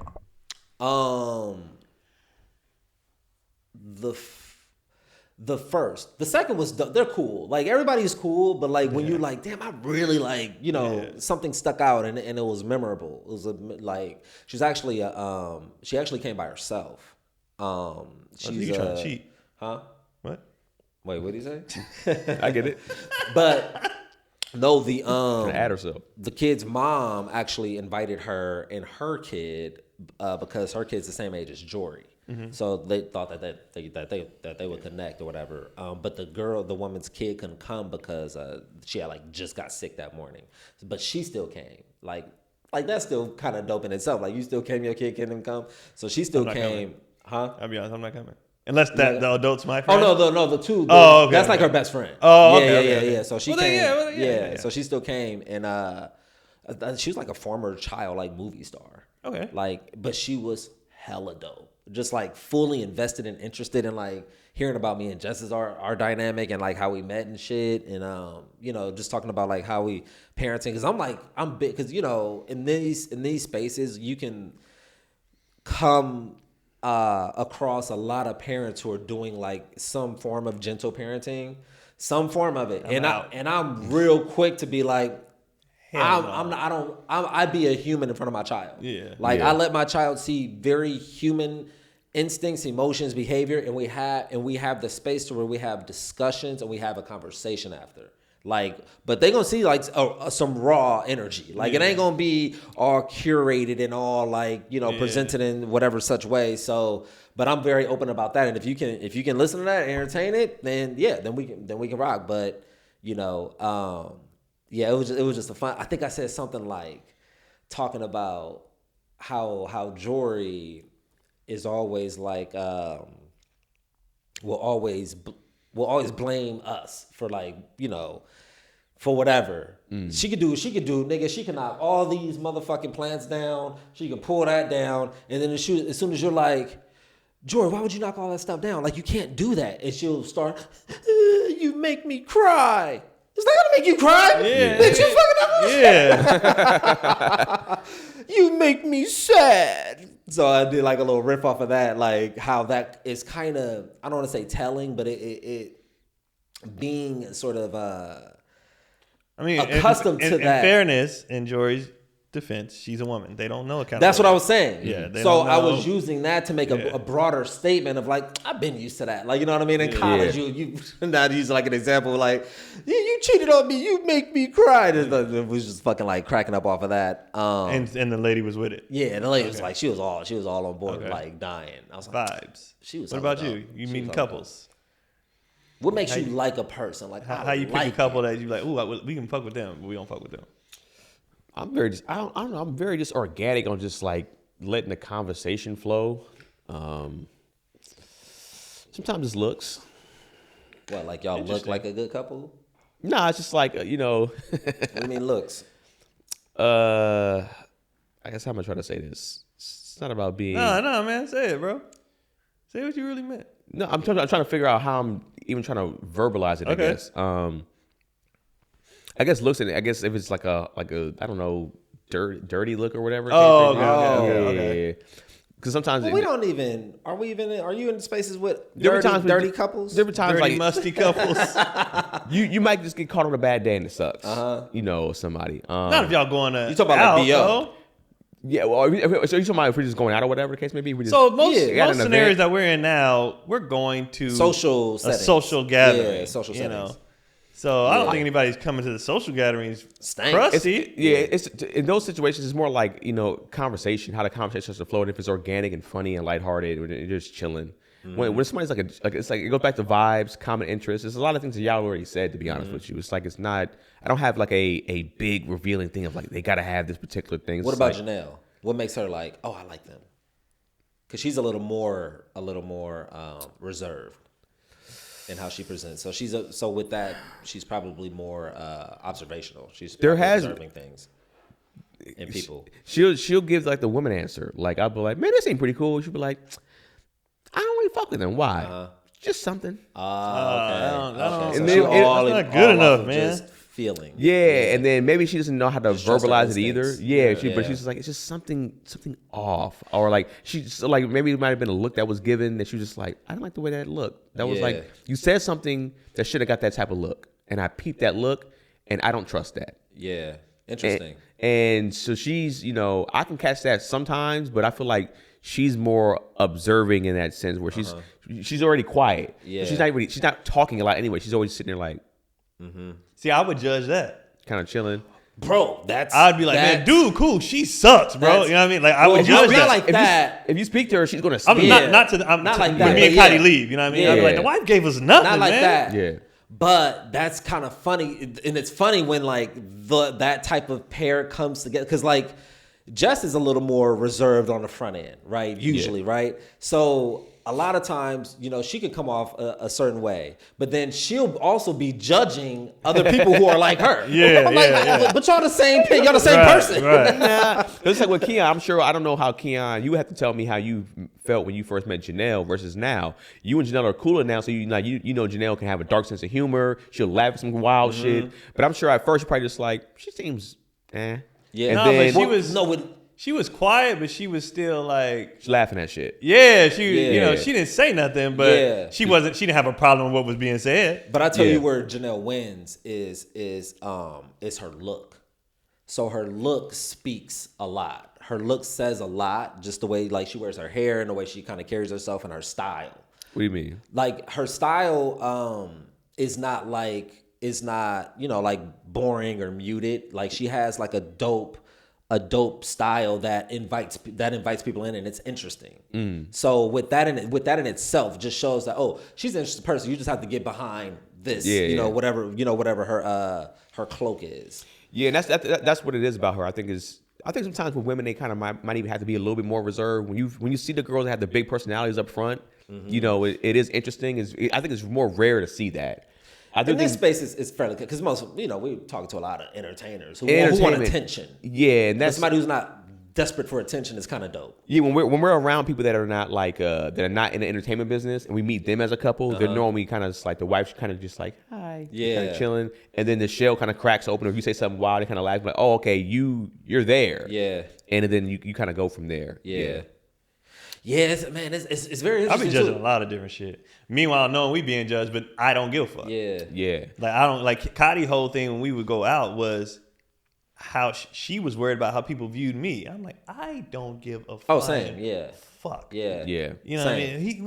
I think you should just talk more, and I don't care if these niggas don't like me. I do not care. He looks scared, or he don't talk, or I do not care. Well, what do you care about? Huh? What do you care about then?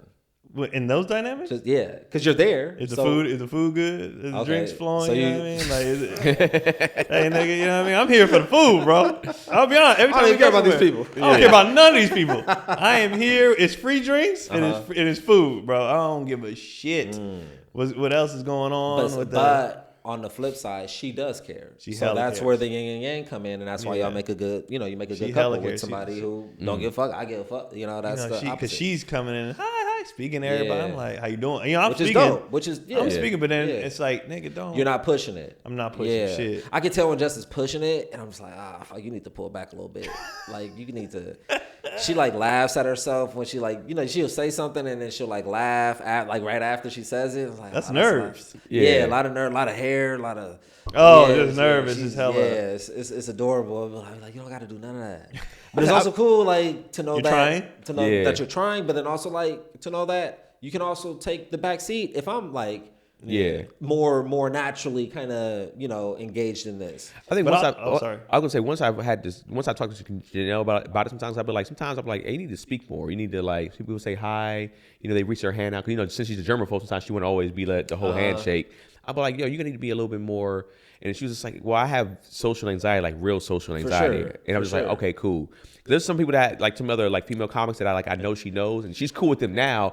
But like the first like 5 times, she wouldn't even really speak to him. Like, you know such and such. Like somebody now, she was like, oh, what's up, girl? It's like, okay, cool. Because I know how you are or how your personality can be. Right. Be that more. She's just like, hey, some people don't all deserve that out the gate. Right, I was gonna say which is just like, that's fair too, energy wise. You don't have to give everybody that energy. Not necessarily fair, but it is kind of cool that you and I have something that no one else gets to see. Right. And that's something that is very like it's us and it's intimate. I gotta use that. Yeah. I just want everybody to see how amazing you are. I said, well, maybe they don't need to know. Yeah, that's for you. It's for you. That's for you. You get the dude. You get the dude that's soft and be fuck them niggas, man. Yeah. And I had to receive that. I wasn't understanding it at first. I had to understand it where she was just like, yeah, it's just not. I don't care to give that to everybody. I was like, okay, that's see, fair. I'm opposite for you. Not necessarily wanting to be liked, but I am just naturally just interested. And like how the fuck did y'all get here? How did y'all end up here? No, I'll have conversations. I can hold a conversation. Yeah. Now I will be honest, and this is no fault to her. It's just where we live. How I am out the gate with the in whites, black spaces versus with the whites. Go ahead, very different. I can't stand the whites. It's very different. She is way more quick to open up. To the whites? With the whites. And you like, yo. And I'm like, hey, what the fuck going on? Like, what they doing, bro? Who these people? What they got cooking? Is you this a cult, nigga? You have a natural reluctance like, and distrust. What's going on, bro? So I'm not opening up to this dude. And they, they relationship dynamics weird, how they do their kids. So I'm like, I'm peeping the scene when it's black spaces. Complete strangers. I'm like, that nigga was cool, bro. I'll be honest, I'm very judgy with the whites. Okay. I feel like she went to school with the whites. Private school with the whites. So Yeah. she's even when they get weird, she's seen it before. She don't think nothing of it. Yeah. I'm like, bro, that wife just grabbed a dude dick. You know what I mean? Like, and she was like, they just playing. You know, she don't. Yeah. I'm like, that's some weird shit, bro. Yeah. Like, you do that in black, nigga, I'll kill you. You know, what I mean? It's not. So it makes sense. Like it makes sense. She's just more comfortable because that's what she's grew up. She's way more comfortable. Where on your side, you grew up the opposite way. Yeah, she's way more comfortable with that. I'm very distrustful. Like you said, I have to figure out which one of these are cool. He has and white then anxiety. I have He has white anxiety. Now, once I find the ones that is cool, we chop it up every day. Let's get the kids together, blah blah. But Cotty is like, yeah, they're great. We're gonna go over their house to the pool party. I'm like, white anxiety. That's a good because that speaks to police encounters. Yeah. Like, what if black people, we have white anxiety. I'm seeing this white officer with this badge. Like, I'm uncomfortable. Yes. Yeah, I might. You know what I'm saying? I might not move in the most natural cadence. Like. You know what I'm saying? Give me some grace. I'm scared. I don't like. It might be something that a lot of us do have as black people, but I'm for sure. I understand exactly what you're saying. But it's like when I'm around, it's like I'm like I feel like I'm being judged differently by you. I don't mind being judged at all. But then when it comes to them, I'm just like I feel like I'm being judged differently, and I'm just like. Now I'm on my P's and Q's a lot more. I'm looking at stuff. I'm like, oh, they cooked. I'm like, yeah, I don't know if I'm gonna eat this. It's like this could be poison. And I feel opposite. I don't feel like I'm being judged. I'm doing the judging. I feel more judged. Both. Yeah, if I'm with Jess, I naturally feel more judged in black spaces. That makes sense. Than white spaces. So I feel a little more comfortable in white spaces because I don't give a fuck about. They just judging Jess. I don't. You brought this mirror over here, and I honestly don't care what they think. Right. When I'm in black spaces, I do feel you give a fuck. I care more about the judgment. So last night you felt. Isn't that crazy? You felt away last night? No, not last night. That was a black space. It was a black space, but she was intentionally tucked in the corner. She was tucked in the corner. She wasn't tucked in the corner. She was sitting where the comics sit. She was sitting next to my wife. So it was just like they're right there where the comics sit. Yeah, they're I feel that. I get that. Yeah. I get that. And I don't feel the judgment from the whites though. I'm just really peeping what's going on. Okay. She can dive into their cool faster than I can. Okay. I'm like, I need to fill them out. Well, you see, you know what? I need to know what type of white they are. Yeah. Okay. Are you the cool white, or are you as soon as you get a few? So they should have shot him in the face and goddamn. Wow. You know what I mean? I need to see where you at, bro. But those whites wouldn't be those type. Even if they were those type of whites, they wouldn't be those type of whites in front of you. When it's friends of a friends of a friends, and the liquor starts going, that shit be coming out. Yeah, because it's not my friend. It's your friend. That's your friend. You know what I mean? It's not like the people who originally invited him. I fuck with him. Yeah. I don't know this dude he went to college with. I don't know his. You know what I mean? You know they keep the whites different. Do a good job at keeping it like when there's. They don't know me. We're only there because the wife invited Cotty. They still play it safe. Nah, the whites they do a good job. They'll slip up. They gonna say that they not just because especially if you're the only black there. They probably figure, oh, he's the cool? black that fuck with us. Nah, you know what I mean? You don't have that look. You don't have that alt vibe or that nerdy vibe. Or you're outnumbered. So what you gonna do about it? What you gonna do? You're out of bounds, boy. You know what's crazy? So y'all had those talks about that. I don't have a lot of those instances with white couples or white people like that because kids ain't playing sports yet.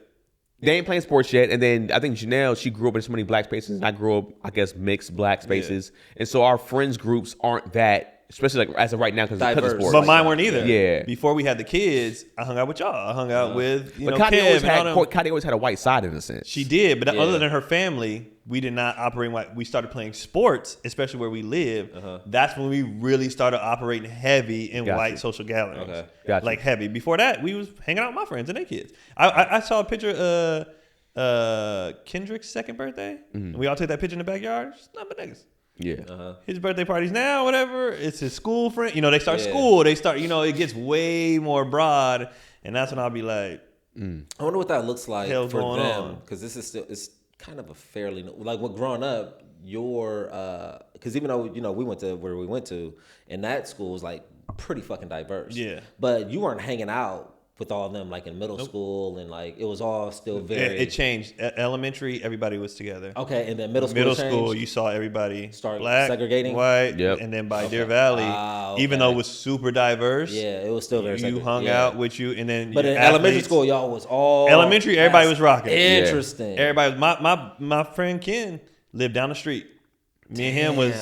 By the time we got to like 8th grade, I didn't see him no more. Damn, that's very interesting. And then by high school, I was with if I wasn't with my teammates, I was with, Crystal, D-Lo. Like I'm with the black people. Interesting. And it was, that's just, I saw the shift. I looked up one day and saw the shift in middle school where you just see, because at first, it's what track you're on and that kind of mattered. Yeah. And then it used to be like, now the football players were different because so many white guys played football. Yeah. They had a lot, it was different. Ain't that many white dudes playing hoop like that. You know what I mean? And if they are, the white dudes are kind of, they're over here. You know what I mean? So white it's chocolate, around middle school, I noticed. I looked up one day and I was like, man, I don't really got like white friends. Like I know them all. We all go to school together. We cool. But I hang out with the black kids. Interesting. And then by high school, it was like, that's fucking interesting. Because when I got there, I was enamored just by like everything. Mm-hmm. So I had an understanding of the black space. Like I was like, I know that. Right. But this is a lot of shit. Right. Let me go see what's going on. Like, let me go be curious. And let me go dip my head and see all these different pockets. And I wish in that exploration, I could have found theater in that. I wish I would have found like drama in like the drama department in that. So when you got to his school, you wouldn't have time though. You wouldn't have time like that though. I don't know. That's why I wanted to do BSU and I wanted to do like some kind of like video production theater type thing. Yeah. I was like, I didn't have time. Yeah. So you got to his high school later. Or you got there as a freshman. He came sophomore year.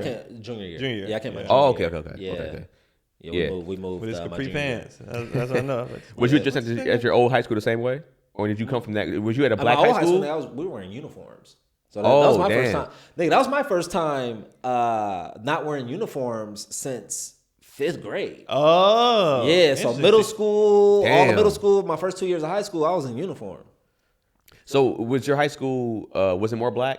My high school? Before you went to Keon or Yeah, before I went there, it was all the minorities. So Right. it was like black, but then everybody was still kind of the same vibe, the same energy, the same like hip hop. So, we would kick it with the Filipinos hard. I had a Filipino girlfriend, you know what I'm saying? Like, and then the Mexicans. So it was all of that. Yeah. But then when I left, and went there, and even the white people that we did have at our school, they were like, they weren't regular white. Right. They were like Iranian, or they were like the white Mexican.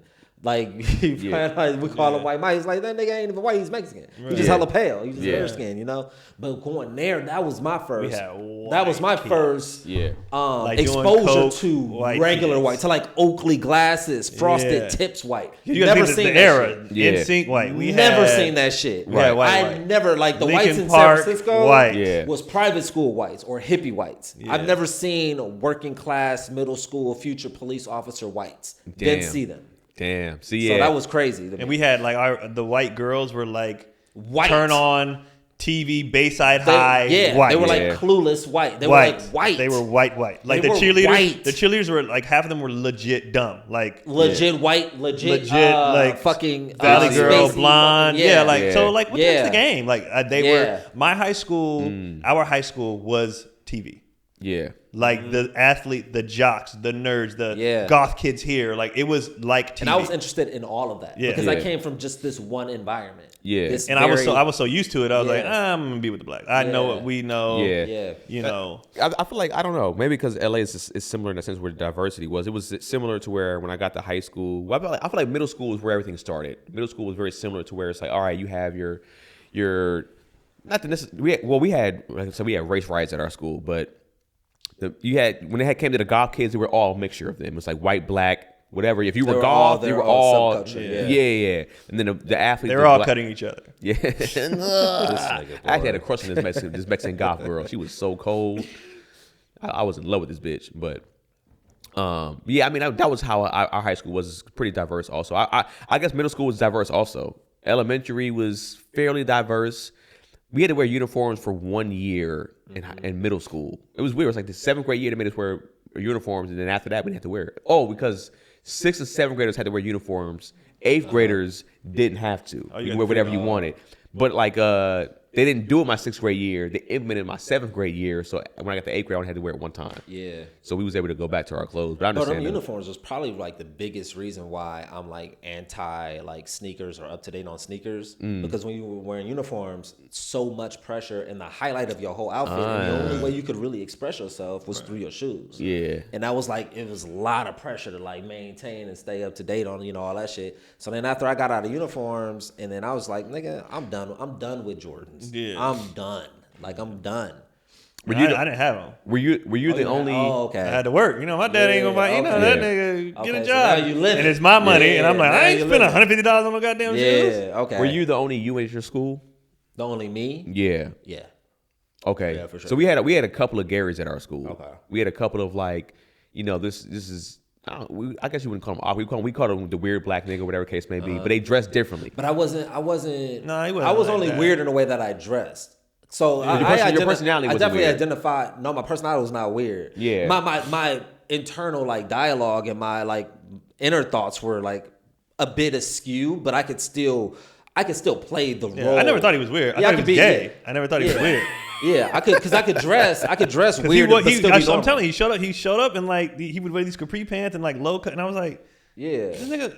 It was another like, nobody thing. dressed like that. Yeah. And so I just thought, but he was cool. Yeah. Like, I never thought he was weird or nothing. I'm like, this nigga an athlete, he cool. Yeah. Like, Yeah, because I was like, this nigga just wears capri pants and has his ears There's pierced. literally one kid. Definitely just dress weird, but I was not awkward. I was like, I was never an awkward person. There's a kid that I used to live next to me that I went to high school with, high school and middle school, and we had multiple Garys, but he was the Gary that I was cool with, and I was just like, yep, got himself a white girl too, but very similar dressing, had the piercings, had all that type of stuff like that, and I was just like, but he ran track. And he played football, so he was like I think he played DB, and he was like a sprinter. So he was just like, yeah, I mean, but I'm still faster than you niggas. It didn't like it was one of those things like, yeah, he's like, but he didn't dress like weird. Even this is different than he dressed then. He was still like, oh yeah, then he was still in the times. I was still definitely it was just different. I was Yeah, it was experimenting. different. Yeah, full on experimenting. Like Gotcha. nigga, I would wear my mom's like long jacket, nigga, this long like suede jacket. what did your mom think when she saw you dressing like that? Was she like, what the fuck is this nigga wearing? Nah, cause not really. She said she gave you the freedom. Yeah, totally. Okay, that's I dope. It wasn't crazy. It was just like It was never It was just like it was. okay. It I would be more see. of the times. It would be more feminine than it would be. Yeah. For a 15, 16-year-old, we're like, Yeah. nigga, what are you doing? Yeah. As a grown man, you'd be like, yeah. You know what's funny? I remember when Corey, I don't know what happened. My dad gave Corey a bunch of silk shirts, and that nigga started wearing all the silk shirts in school, in middle school, and this nigga was dressed like a grown man with silk shirts in the 7th grade. That's funny. They was destroying this nigga, bro. acing tests left and right. This nigga had these silk shirts. He was like, That's funny. This nigga dressed like he's 30, bro. That's funny. Oh, it was so I just dressed regular, whatever was like, you know, what kids wore. Is what I was I wearing. dressed within the parameters, but also was what I was willing to spend. So anytime a new Jordan drop, nigga, no, absolutely not. I'm not doing that. Like I would do pajamas, right? I would do pajamas. That was popping back then, though. But I would do pajama pants with a button up. So just like shit like that. You know Yeah, what so I mean? it's not. Just like, it's it was just just not, askew, just slightly askew. Okay. Because pajama pants was popping, but you wore it with a Yeah. white tee. Yeah. Right. No, I wear it with a button up shirt. It's just. Or a turtleneck. Just random, you know, putting So shit it wasn't together. like, you know, and at the end of the day, when you're an athlete, you're good. Yeah, Like, it's you're- not gonna really matter. We had 12:40. We can we gotta wrap get it out up. of here. All right. Where niggas at? I feel like the wipes got less as the episode went on. They did. You know what I mean? the wives got what? Less. He wasn't wiping as much Oh. as the episode got flowing. And it's not pouring out as much Tomorrow. as it usually does. Oh, I it's got like it. it's just, I feel it, and I don't want to. I'm insecure on camera that it's going to be on camera. Got you. If there was no cameras rolling, I probably wouldn't even have to. I probably wouldn't wipe as So much. just trickle down. Because sometimes I'll be talking to Janelle, she's just like, nigga, because you wipe your fucking nose. And I was like, you can see it. She's like, nigga, it's like right in my. Oh, okay. And my nostrils are big on top of that, so it's like it's just in the eye line. February 4th, I'm at Soho House downtown. Hell yeah. And then February 6th and the 7th, I am in Sacramento. So please get your tickets to Sacramento. Please, man. I want at least one show sold out. At least one show sold out. Okay, fully sold out, off ticket sales, not paper, off y'all paid to get in and see me. I'm gonna give y'all a fucking great show. I promise you it's gonna be a good time, man. I got Ruben Warren featuring. Oh, really? He's featuring. They booked him too. Oh, I talked to him the other day. I called him up to say how you getting there. We just talked for a wait, they second. booked him on Vouch From You, or they just booked him. She sent me the information in the flyers, and he was featured. Okay. Yeah, which is super dope. So, because usually I would try to bring a feature, but I feel like Jen has kind of been like, Ever since. Yeah. So, and that's why when niggas be asking me for shit, can you get me in here? Can you get me? That's why I be like, I can't fully take the blame. I can't fully blame him for that. I'll tell you back off air. Right? Yeah. But I'm just saying that's why I'm very hesitant to bring people into spaces, because you're not going to burn my vouchers. Yeah, when it's like y'all, like people from the crew, I trust the crew to be like, I just throw your name in the hat and who cares? But it's like, outside of that, a lot of times I'll be like, I haven't seen you in a while. Get on chocolate. I don't know. How I get into the factory? I don't know. Yeah, that was real bureaucracy, bro. You got to go through all these hoops. You did that one club in Atlanta? Yeah. I don't know. That's I all don't know, bro. I heard you got to talk to somebody named Tiffany. You got to go just send them up. I got on an adventure. You do mic drops? I don't know. Yeah. Hey, wait a second, Kenan. I asked you about the factory, man. You didn't give me the vouch. Who? You. I was like, I gave it two to talk to. I said, come up there with me. Oh, you said come up there with you. Okay. Yeah, to meet the girl. I told you she was at Ruby Tuesdays. Oh, yeah. Okay. He didn't come. Look at him. He tried to throw me. He fucked up. Yeah. I said, come up there, bro. I'll be up there. And they never came. No, it wasn't Tuesday, though. You said come up. Oh, I said after that. Yeah, I said. Yeah, but I did it again Friday. I was there Friday. But I ended up doing his don't tell that. That's why. Oh, okay. I took his. I swapped. He gave me his don't tell spot. That's she why wasn't there Friday anyway. Yeah. But yeah, she cool. But yeah, a lot of people I'll be like, Understandable. And even we gotta figure out a way to be able to tell people nah. Even on my show, because I know I'm gonna have to be telling people no a lot. I've been doing that with my own show at Flappers. I was talking about this, and when you throw an independent show, people be like, okay, it's your show, you can do whatever you want. Yeah, technically yes. However, when I'm doing a Keon, Polee and Friends, it's my show. People are coming, one, to see me, but two, because I promised them a good show. I can't throw your weak ass up there because now you're ruining my brand. The Comedy Store, the Laugh Act, they can throw up a weak person. Who cares? They already have their brand of you come here to see comedy. If I give weak shows, no one's coming back. Well, I think it's different. I can't throw you up. I think it's good. I think it's different if depending on your lineup. If your lineup is like 6 to 8 comedians and you throw I only have 4. So that's how my lineup is. In a 4 comedian lineup, I'm with you. I can't risk that. If I got 8 comedians or even 6 comedians, and I know I got 5 niggas that are monsters, and you just happen to eat that. Who cares? You're gonna get forgotten about. Right. But when it's 4 comedians, you're sometimes going to only be 3. And it's just like nigga, we gotta make it work. What about a guest spot? They be taking them. They give them away to the the 2 in the beginning. Got you. And so I can't even do that. Yeah. So that's a good. So I tell people I'm not being an ass. It's just these people are paying money to come see me on the promise that I'm going to deliver a good show. And it can't just be me. My lineup has to be good. So they be like, oh, I want to come back.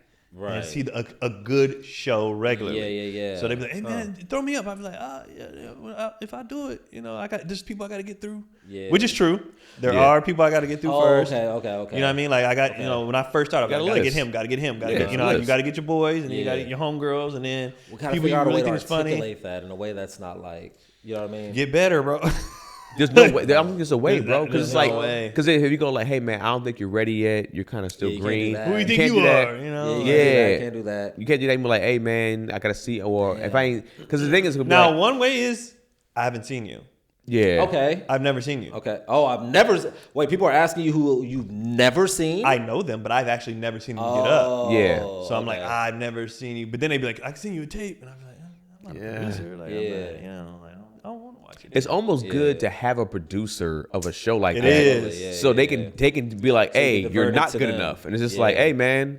It is. When it gets bigger, I probably will get a producer. That way it's not on me. Yeah, I think you should. Right now, people are asking, like, you still doing your show at Fly? I'll be like, yeah. Man, if you got a spot, man. I got a producer now. I'll be like, you gotta hit you gotta go to Rebecca Cook at Hotmail. She never got back to me. It's like, I'll talk to her. Just this ghost. Yeah. We all need a ghost producer. That's hella funny. Ooh. I might come up with a fake What's our lady, ghost bro. producer name?